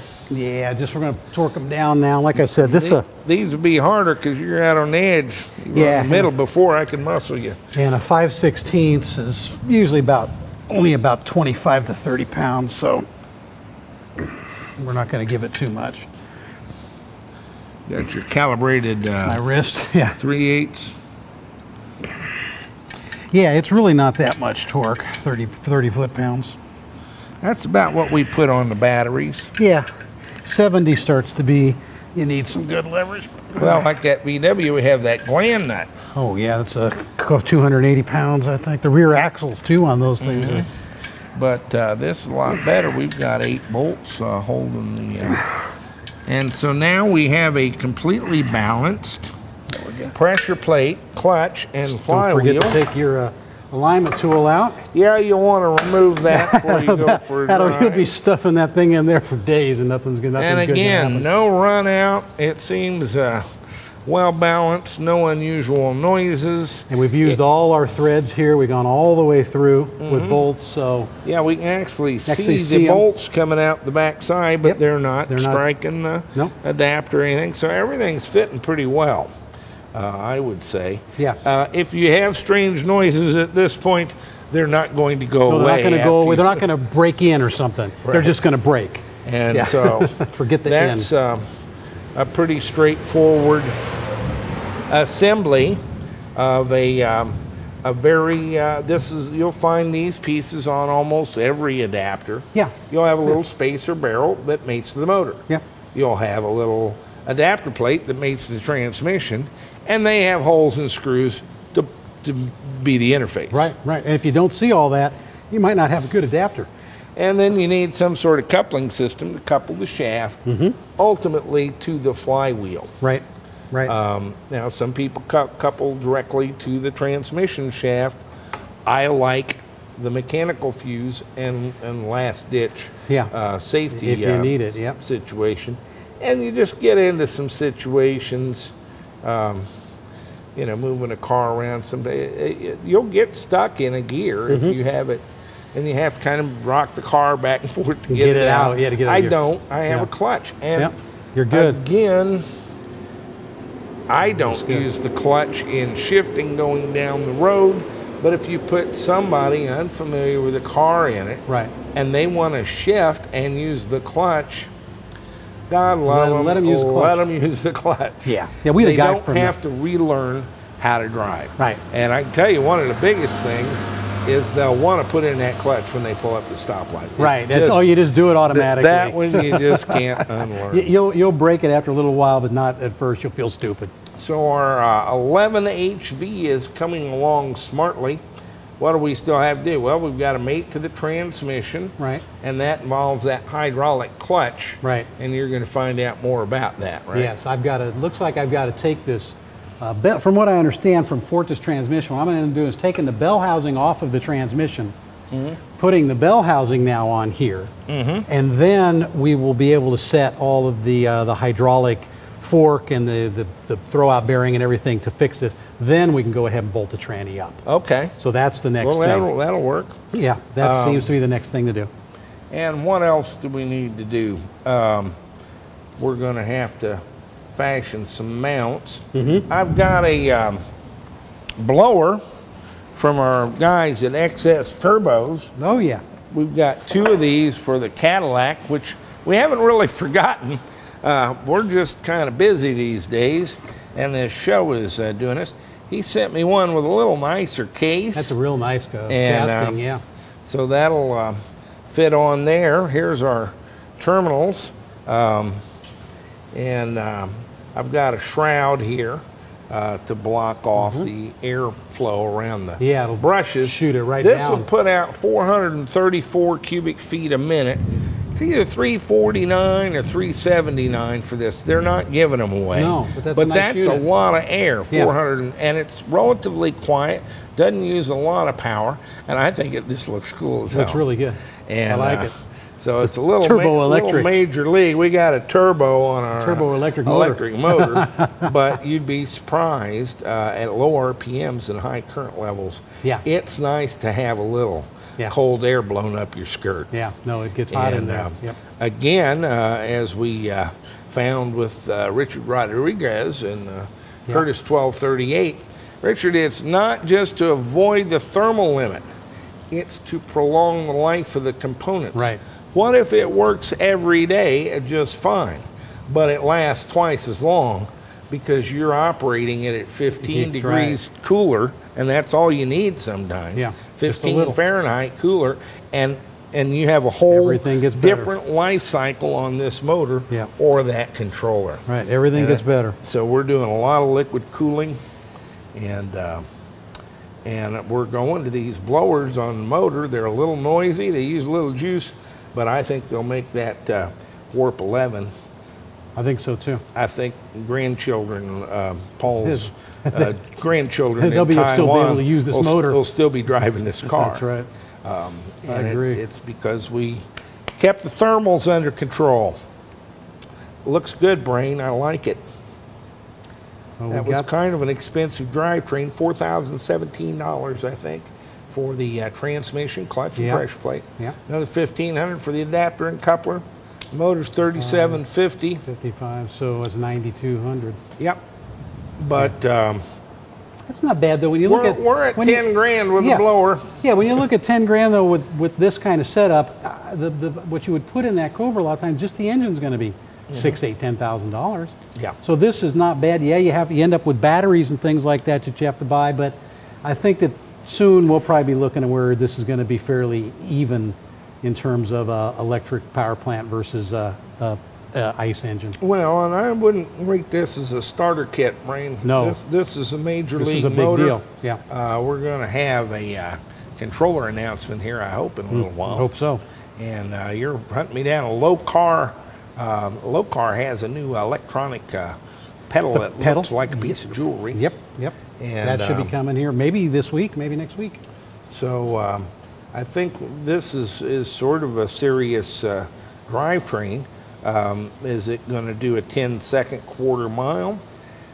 You know, I doubt with these batteries that's going to happen, but you never know. We've got a lot of power going on here and a lot of leverage. Right. I do want to go to that 4.11 rear end. Okay, we're still going to do that with the limited slip? With the limited slip. All right. On the Ford. That Ford 9-inch is like a erector set for differentials. You can get all kinds you can of swap stuff in and out of there. Yeah, it's a little work, but it's not like a regular rear end. That's what they were made for. Yep. So I think we're on the right track. Let's get back to the news table. All right. Where it's cool. Where it's cooler. NetGain Motors, home of the Warp, Transwarp, and Impulse motors, introduced the improved Warp 9 motor. The Warp 9 is a 9 1/4 diameter series wound DC motor with a double-ended shaft featuring 26 improvements for 2010. Externally, the terminal studs have been enlarged from 3/8 to 1/2 inch diameter. Bigger is better. On the inside, a larger commutator, new brush composition, and split brush design with heavier springs handle even higher voltages and currents than before. Our new fan increases airflow by almost 50% over typical paddle-style fans. And all this translates into improved performance. For even more performance or larger applications, take a look at NetGain's Warp 11 motor, an 11 3/4 diameter series wound DC motor for even greater torque and power. Since 2002, NetGain Motors has been leading the EV industry with precision, performance, and price. Visit us at go-ev.com.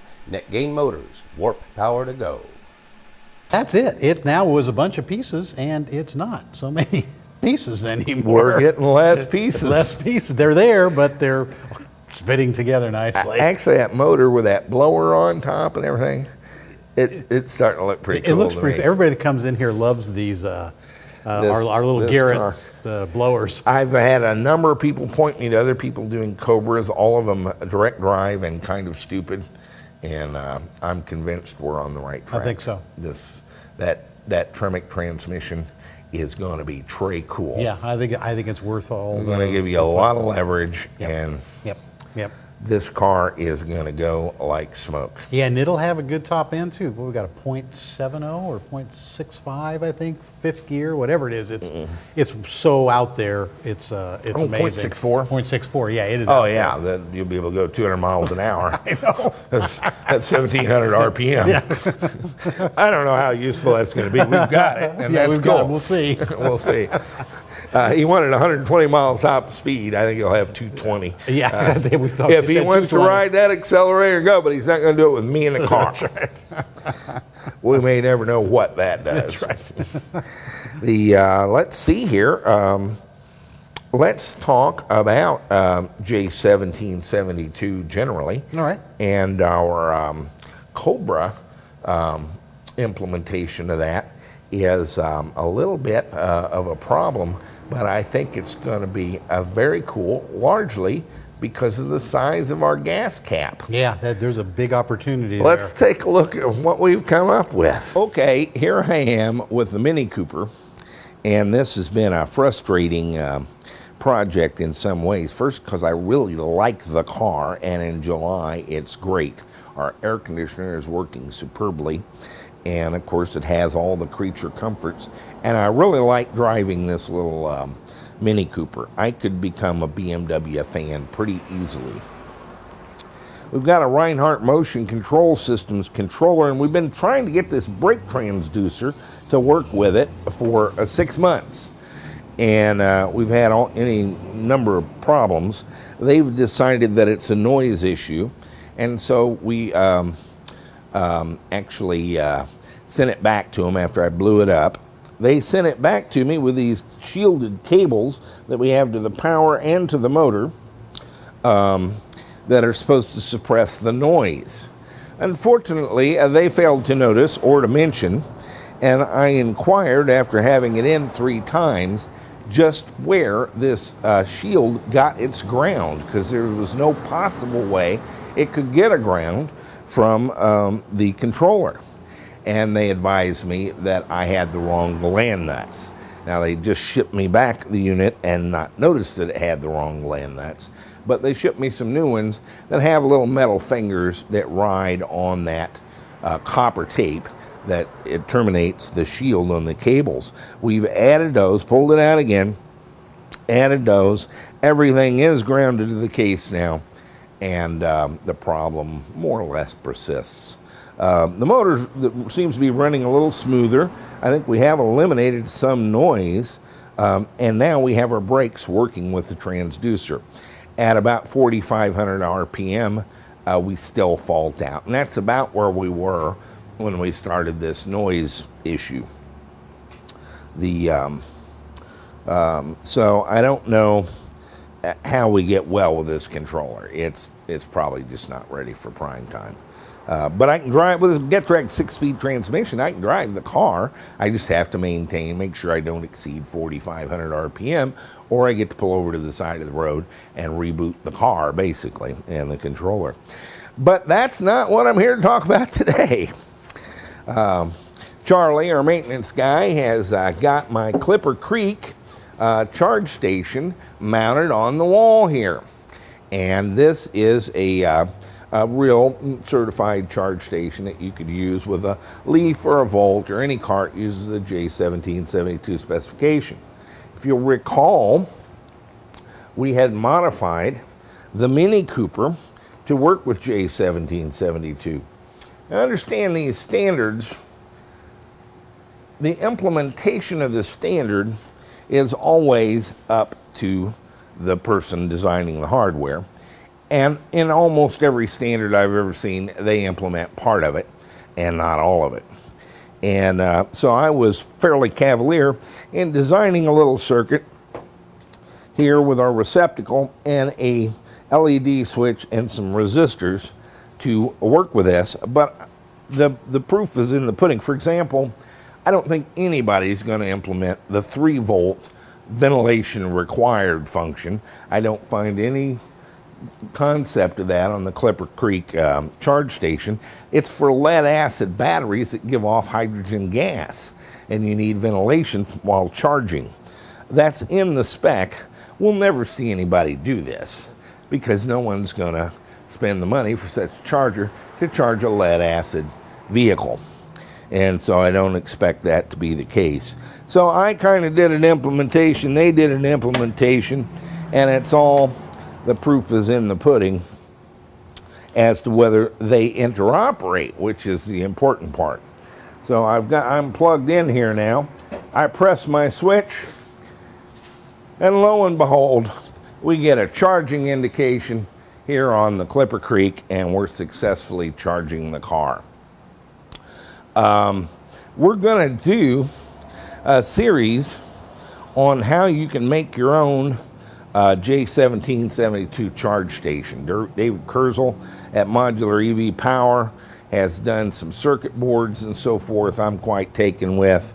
As you know, I make them out of gas pumps, but that's probably a little elaborate for a lot of people.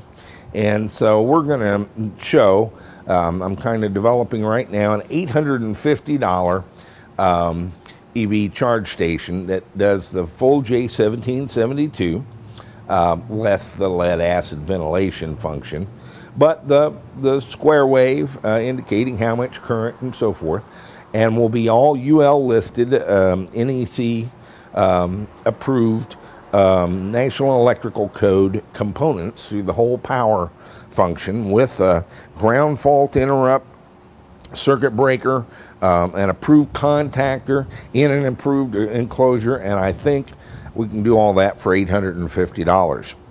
This is a 32 amp system for $3,000. I had said on the show last week 70 amp. Actually, they did have some information indicating 70 amp, but that's not what they sent us.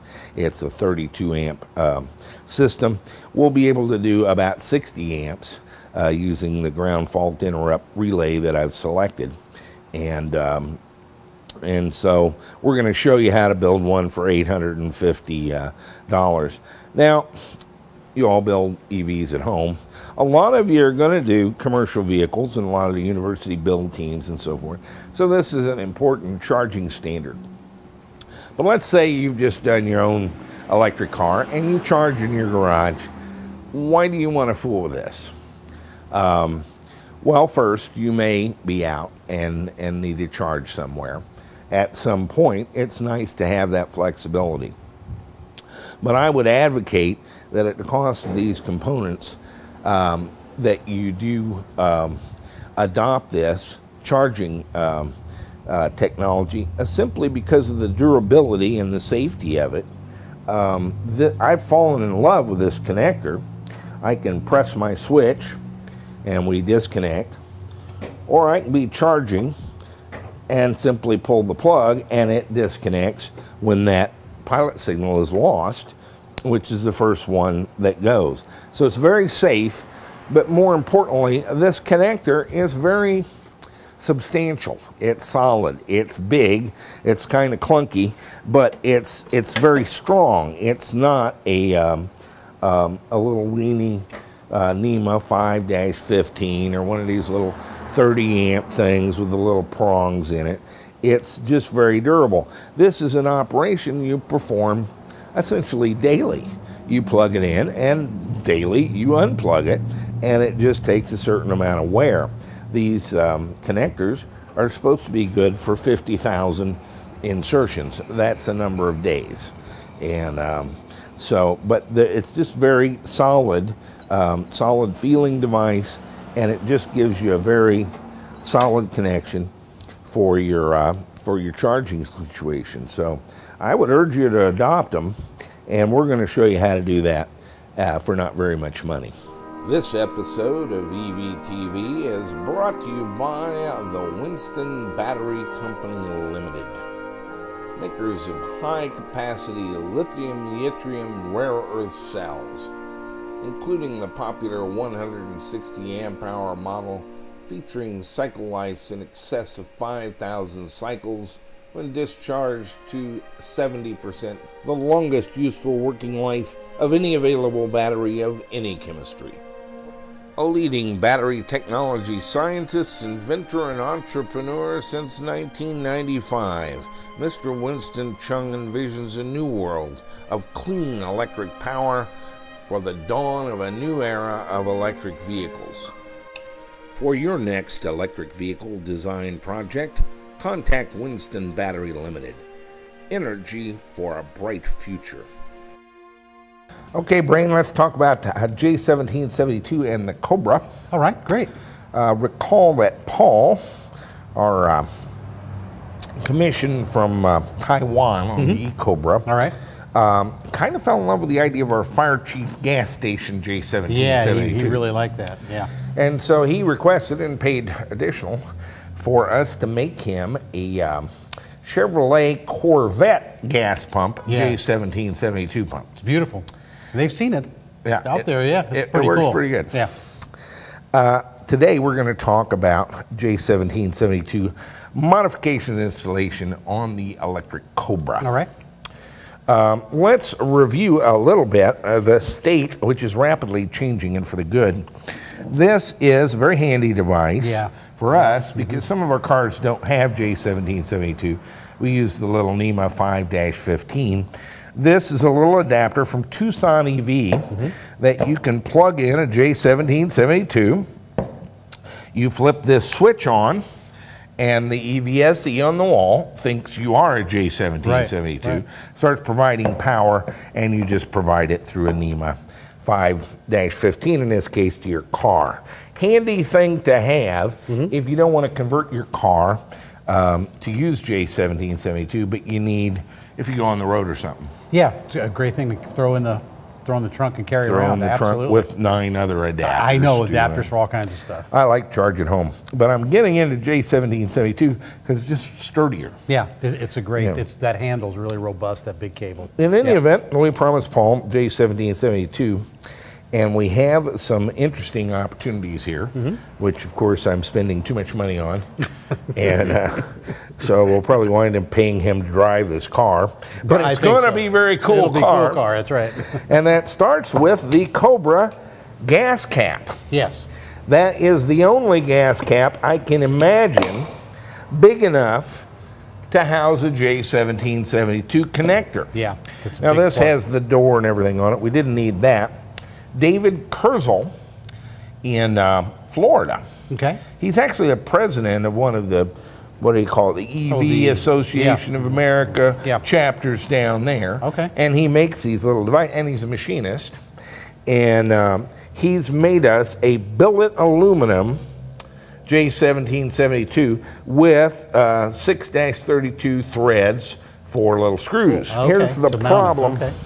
The gas cap is big enough around for the J1772, but it's not tall enough for the J1772. The door is going to hit it. The door in closing it this would prevent its closing. What we're going to do is cut a hole in the fiberglass and have this underneath, sticking up through the hole just beneath the door, and up just enough to get a plug down over. So we'll stand it off a little bit then and get it at the right height. Right. Okay. Most of the plug actually goes on the inside, but the claw for the proximity switch does go over. It's pretty big, yeah. And so, but the rest of it is actually inside the connector. So if we had a hole in this sticking up just the right distance, we could get it under this door. And this has actually got a rubber thing, and it clamps down, and it makes it weatherproof. Okay. I have taken the liberty of adding this little flexible string of blue LEDs. I've got one of those right here. Okay, show it to them. If somebody hasn't moved them, I got a box of them. Alrighty. They're floppy, and it's just a string of LEDs you plug into 12 volts, and they all light up, and they're flexible.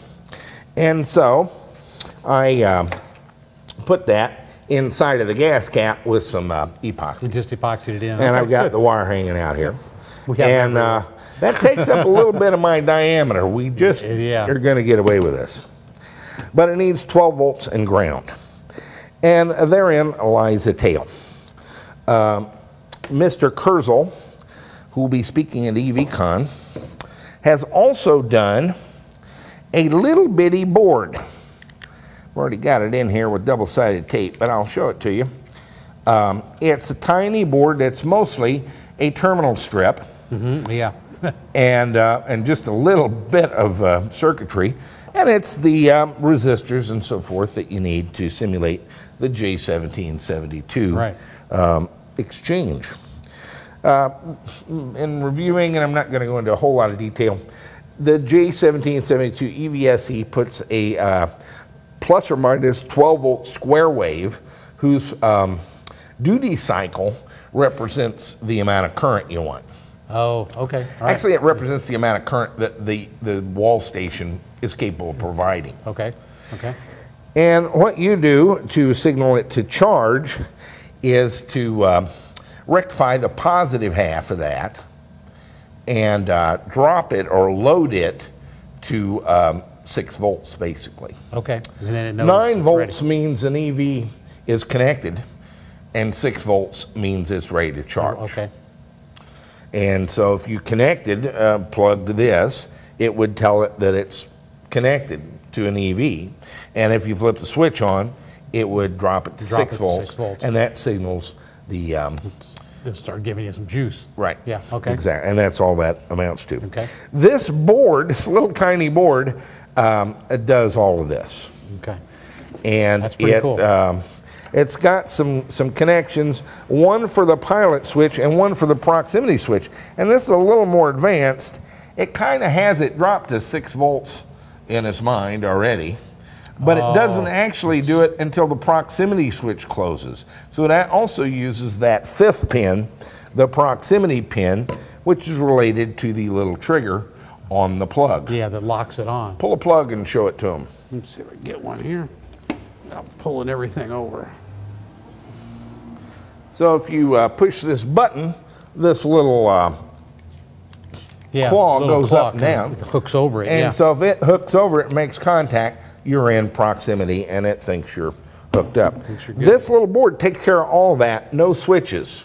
Oh yeah, that's pretty cool. It basically uses that proximity switch to signal the EVSE that we're ready to charge. We're ready to go, okay. And it has no connections to the charger. It doesn't intelligently adjust the charging. It doesn't do anything. It just turns the EVSE on. Okay. But a neat little board. And it does have a relay on it. Really? Okay.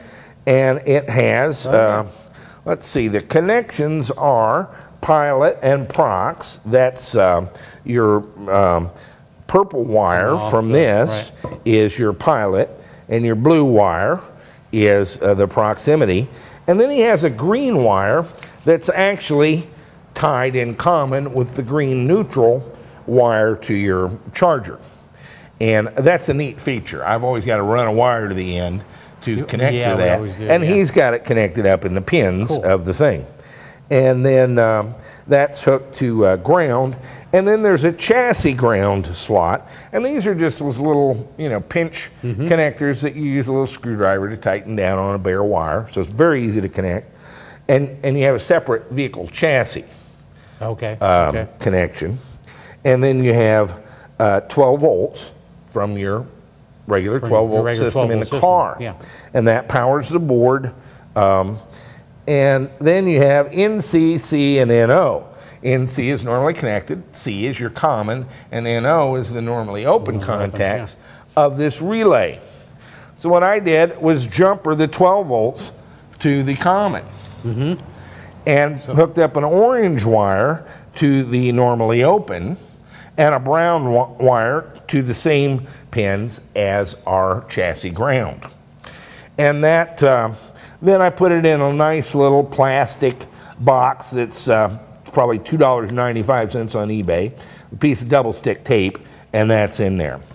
I wind up with it connected to the neutral, proximity, and pilot wire on this, and I have 4 wires. Black goes to my chassis, red goes to my 12 volts, and the brown and orange I'm going to hook up to my LED light. Okay. So you plug in the J1772 as soon as the switch makes and it calls for power from the EVSE, we should get a blue ghostly light ring around the gas cap. Now, in order for all this to work, we of course have to have this suspended below the fiberglass. Right, right. And so we've cut out an aluminum disc and matched the holes we cut in the gas cap. And would you believe we can take a stainless 1/4-inch bolt and stick down through there, bring this up from underneath, and if we put 2 nuts on the bottom, it stands it off almost exactly the right I think thing. so. 2 nuts is pretty good. And then another nut to hold this in place. And so this will be very rigidly held in place against the nuts that are holding this in place. And we've cut out a little thing in the fiberglass to further isolate this, because you're going to be plugging in and unplugging from this 50 million times. Yeah, that's right. You're using it almost daily. So a little loose thing isn't going to work. It's got to be pretty strongly secured. And so this is our nice aluminum billet inlet for J1772. We've taken his little board and wired it into it with connections for our car 12-volt ground and to our light, which is in the gas cap. Right. And I believe all that will come together to make a marvelous J1772 inlet port on the Cobra. Cool.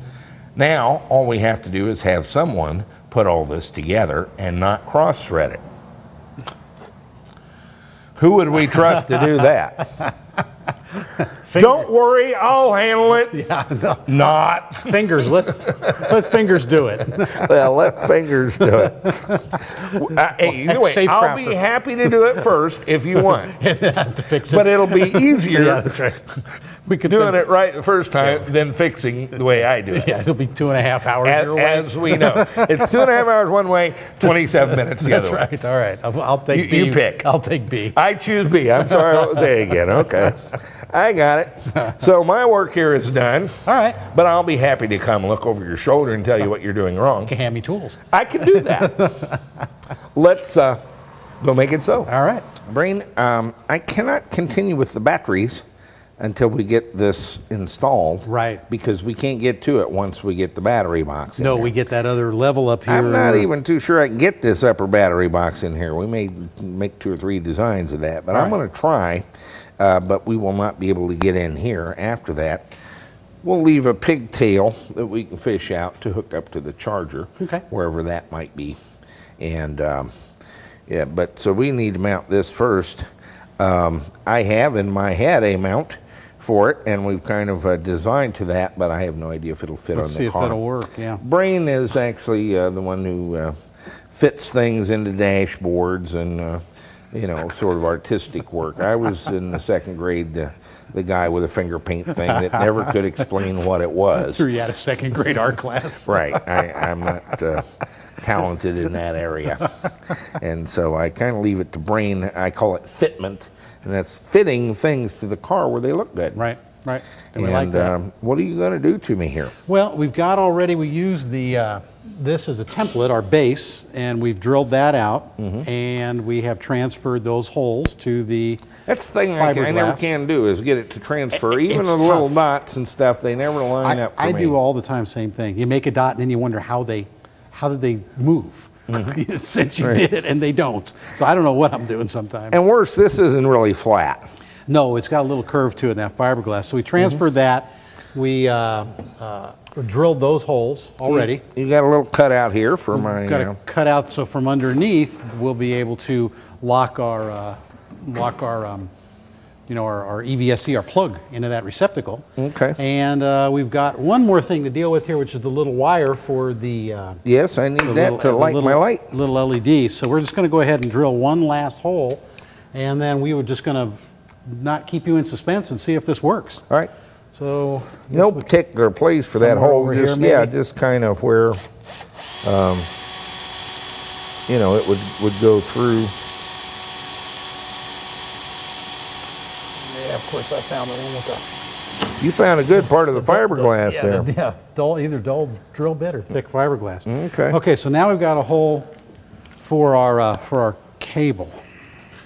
Let me get this out of here. I'm going to have to be standing here. This should only require a couple of tools. We're using some 1/4-inch bolts. These ended up being 1.25 inches. We don't want to have a bunch of stuff laying over there. We're going to have a couple of nuts up here and a real thin piece of material and one more nut holding on. These are some stainless steel button Allen heads that are pretty cool. Can you reach under there and pull that wire? Yeah, as long as I don't pull fiberglass shards. And your holes, for some reason, kind of match up. I don't know how you do that. It's the magic of the problem I have a lot of times is that the pen isn't long enough to go through some of the material and actually put a mark on the other side. And we got one more right in there somewhere. I think I can get it. Okay, so that's actually a good sign that the bolts are going down. Now this needs to be on there pretty sturdy. So we've got. We're going to put two. We're going to put two nuts on there. Oh, first a flat washer. A flat washer, right? A flat washer on the fiberglass, right? Then a 1/4-inch Nordlock, right? And then two nuts. Is that right? Yeah, and that should stand this thing off so that we can keep the head of that below the door. That's going to be a something that we have to do. We'll put the first one on and then tighten this down good.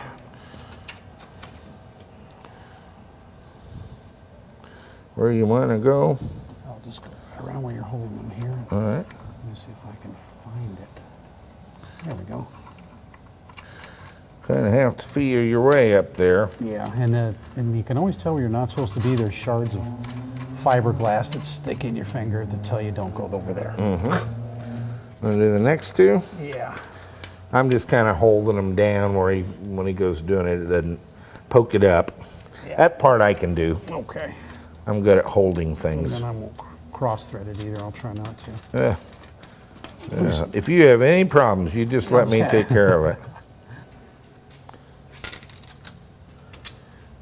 Yeah. Let me make sure I've got two of them on each one and not three. Between a Nordlock and a backup nut, that shouldn't come loose. No.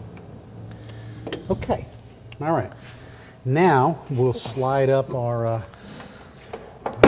unit I've got here. This all kind of trailing wires, but this is all ready to go. Okay, so up we like use six 6/32 1/2-inch screws to attach that aluminum plate. David Kriss already had that machined with taps for 6/32, and you're lined up correctly. If you can get it on the. This one saw that, yeah. Its ways were wrong. We got it. I think this is going to be a great install. Yeah. This thing's looking good. Well, we'll see. Question is, can we close the cap? No? Nope. We can't. We're going to have to stand it off. We're going to have to put another washer. We thought we might have to. Underneath there. Yeah. You might just outfit 2 of them. And see. And see how we do.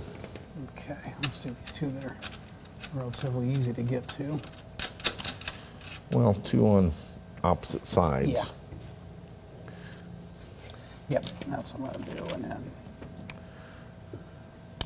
Well, we need a couple of washers the same size, huh? Oh, we got some thick ones and thin ones? We seem to.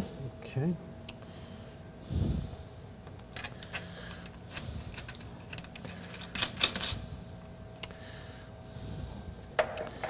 Yeah, stick it up there. Put a couple of nuts on.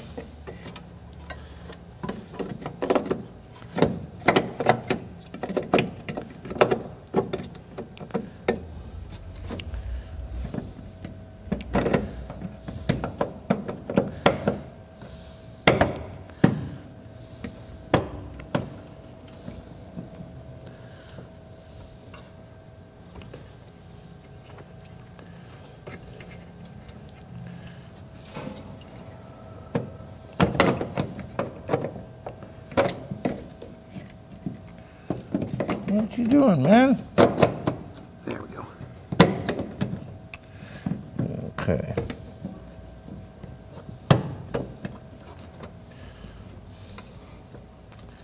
Put a couple nuts on, tighten them down good, and let's see if we can close it.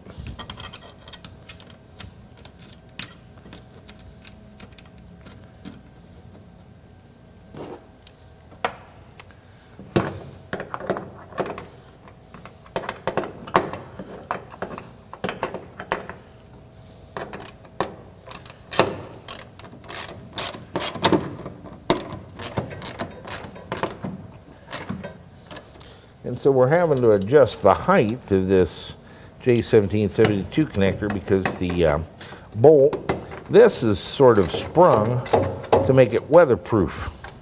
It kind of strikes on our thing, and that works perfectly, very easily. So let's go ahead and check with our cord. I've got a loose cord with a J1772 connector on it, and see if that latches. Oh yeah. And it does. It just skins by my LED light. Cool. And I mean just, but it does. All right, well we'll finish buttoning this up, but this is kind of the drill here. So 2 washers, we'll put another nut. That'll be in position, and this will close and make it weather tight. There we go. Get any water in there. Nope. And look at that. And we pop it open. Take our plug and plug it in. And we're good. And we're good to go. Nice. Cool. Masterflux proudly presents the Sierra Series brushless DC variable speed electric compressors. The Masterflux family of compressors are up to 40% smaller and lighter than competing belt-driven DC automotive compressors. Masterflux uses rare earth neodymium magnets for longer life and greater efficiency. The robust rotary design is ideally suited for rugged EV applications. With a scroll-type compressor, the process begins with the refrigerant entering the evaporator from the suction side. Refrigerant then travels through a reed valve to the top of the compressor, where it is compressed at up to 8 times the incoming pressure before exiting out the discharge tube to the condenser. Masterflux compressors are available in 400 to 15,000 BTU per hour capacity range for multiple refrigerants, including 134A. Output can be manually adjusted using a simple 0 to 5 volt pot. Masterflux compressors are available to handle input voltages of 12 to 420 volts DC and come with a specific BLDC motor controller for each voltage range.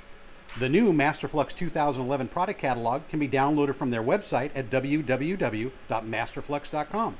Masterflux products are available in the US from Revolt Custom Electric Vehicles, in Australia from EV Works, and in South Asia from EV World. Masterflux, the technically elegant choice for powerful electric air conditioning. I think that's plug powered, buddy. I think that's going to do it. And now we're getting closer now. It's some of the batteries in there. We'll get some more in when we get the motor in. We can hook up that pack. Yeah, see, I couldn't go forward with the batteries till we got that in there because I'm not going to be able to get to it. No, that's, yeah, we're not going to be able to get to it. So that's a big deal. And it looks cool. I like that billet aluminum receptacle. That big gas cap looks good, just like a Cobra. It should. That's going to be really nice. Yeah, I like it. Cool. To recap the bag, George's bag, as my director of advertising sales so cavalierly refers to it as.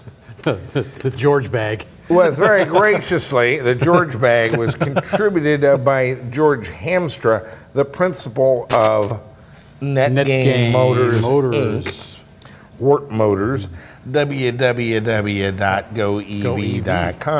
And he sent us 100 of these to give to the first 100 registrants to the electric vehicle conversion convention. They have nice bags. And they're very nice bags, but that's from whence they derive. Yeah, from NetGain.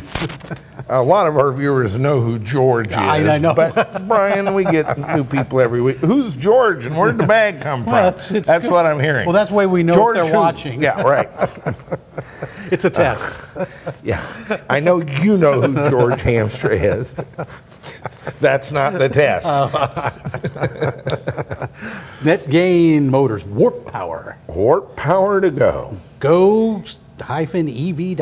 There you go. All right. And so that's what that's about. And they are actually re-upping as a sponsor with the NetGain Warp 11 HV for the Cobra. For the Cobra project, yes. And so George has been a big supporter of ours, and I think we're at the formative stage of an industry, and we're collaborating to form it. I think so. I like it. I'm hopeful that by the end of this year, early next year, we're going to see some stuff happening. I think so. I think there's a lot going on now. And quite beyond us. Right. I mean, it's we're seeing people like Brandon Hollinger completing his second EV build. Right. And considering a career change from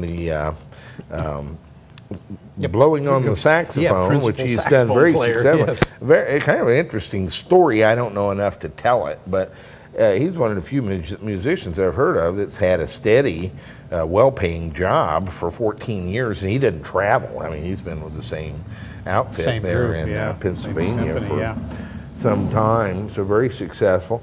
Mark Eamon, another one of our finalists, has had a successful career with Discovery Channel. Right, Discovery Channel. Which he keeps touting. Now he has St. Michael's Winery. That's right. And he sent us a couple bottles of wine at one point.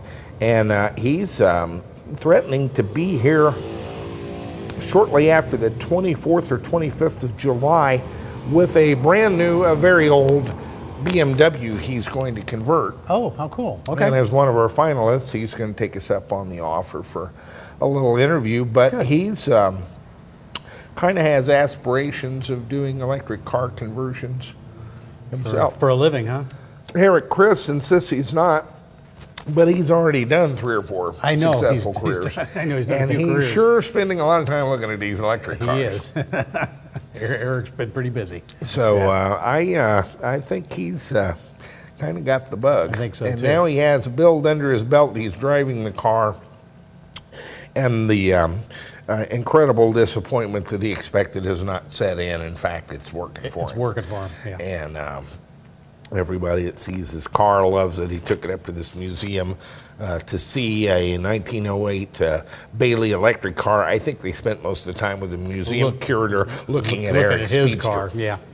And so that's kind of, so it's you know, we're starting to see some excellent builds. We're getting away from the old take junk car and put lead batteries in it. Making a ratty build. See if it'll go down the road.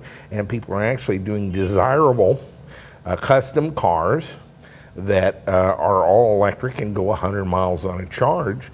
And when they start demonstrating that, the enthusiasm becomes infectious, and the next thing you know, they're going to do more of them. Someone else is building one, and they're building more. I actually, I mean, it's premature to make this claim, but that doesn't bother me. You could go a couple of years out in the face of, you know, profound Nissan Leaf sales. Yeah, it doesn't matter. And we could see hundreds, even thousands of individuals doing cars sort of in the UK style, you know, a car a month or 2 cars a month, that sort of thing. Yeah, real boutique type of vehicles. And do pretty well. Yeah, I think so. And I think a lot of people are going to want those cars, even as the interest in the Leaf and stuff grows. It's like, well, yeah, that's cool, and I like that, but you know what I'd really like? Right, it's the only choice you have. 1966 Carmen Ghia. Right. You know, well, that could be done. Right, absolutely. If you find the right guy that knows how to do it, kind of the EVTV way, and make an upscale car that's clean, drives like a car, goes 100 miles, and you don't have to do much to it once you get it done. Nope, that's it. You just kind of drive it and plug it in. And so I think, you know, that's kind of the direction it's going to go, and it explains some of the demand we've had for people wanting to show their builds, to each other, kind of, and participate in this electric vehicle conversion convention. And there's a guy over in Illinois here, Pioneer Conversions, that did a Boxster. That the congresswoman over there said that she'd never been in anything that fast except an F-15. And you know, I mean, love that. Yeah, sure. These are clean, pretty conversions that are of nice cars that don't have you know, spaghetti wires everywhere, which I'm a little guilty of, particularly on an ongoing project. Well, when they're ongoing, but like the where it's all laid out pretty nice, and you know. So I think we're going to see more of that. I hope so. I hope so too. I think we are. For now, I'm Jack Rickard with EVTV. And I'm Brian Noto. We're going to try to meet back here again next week about the same time. All right.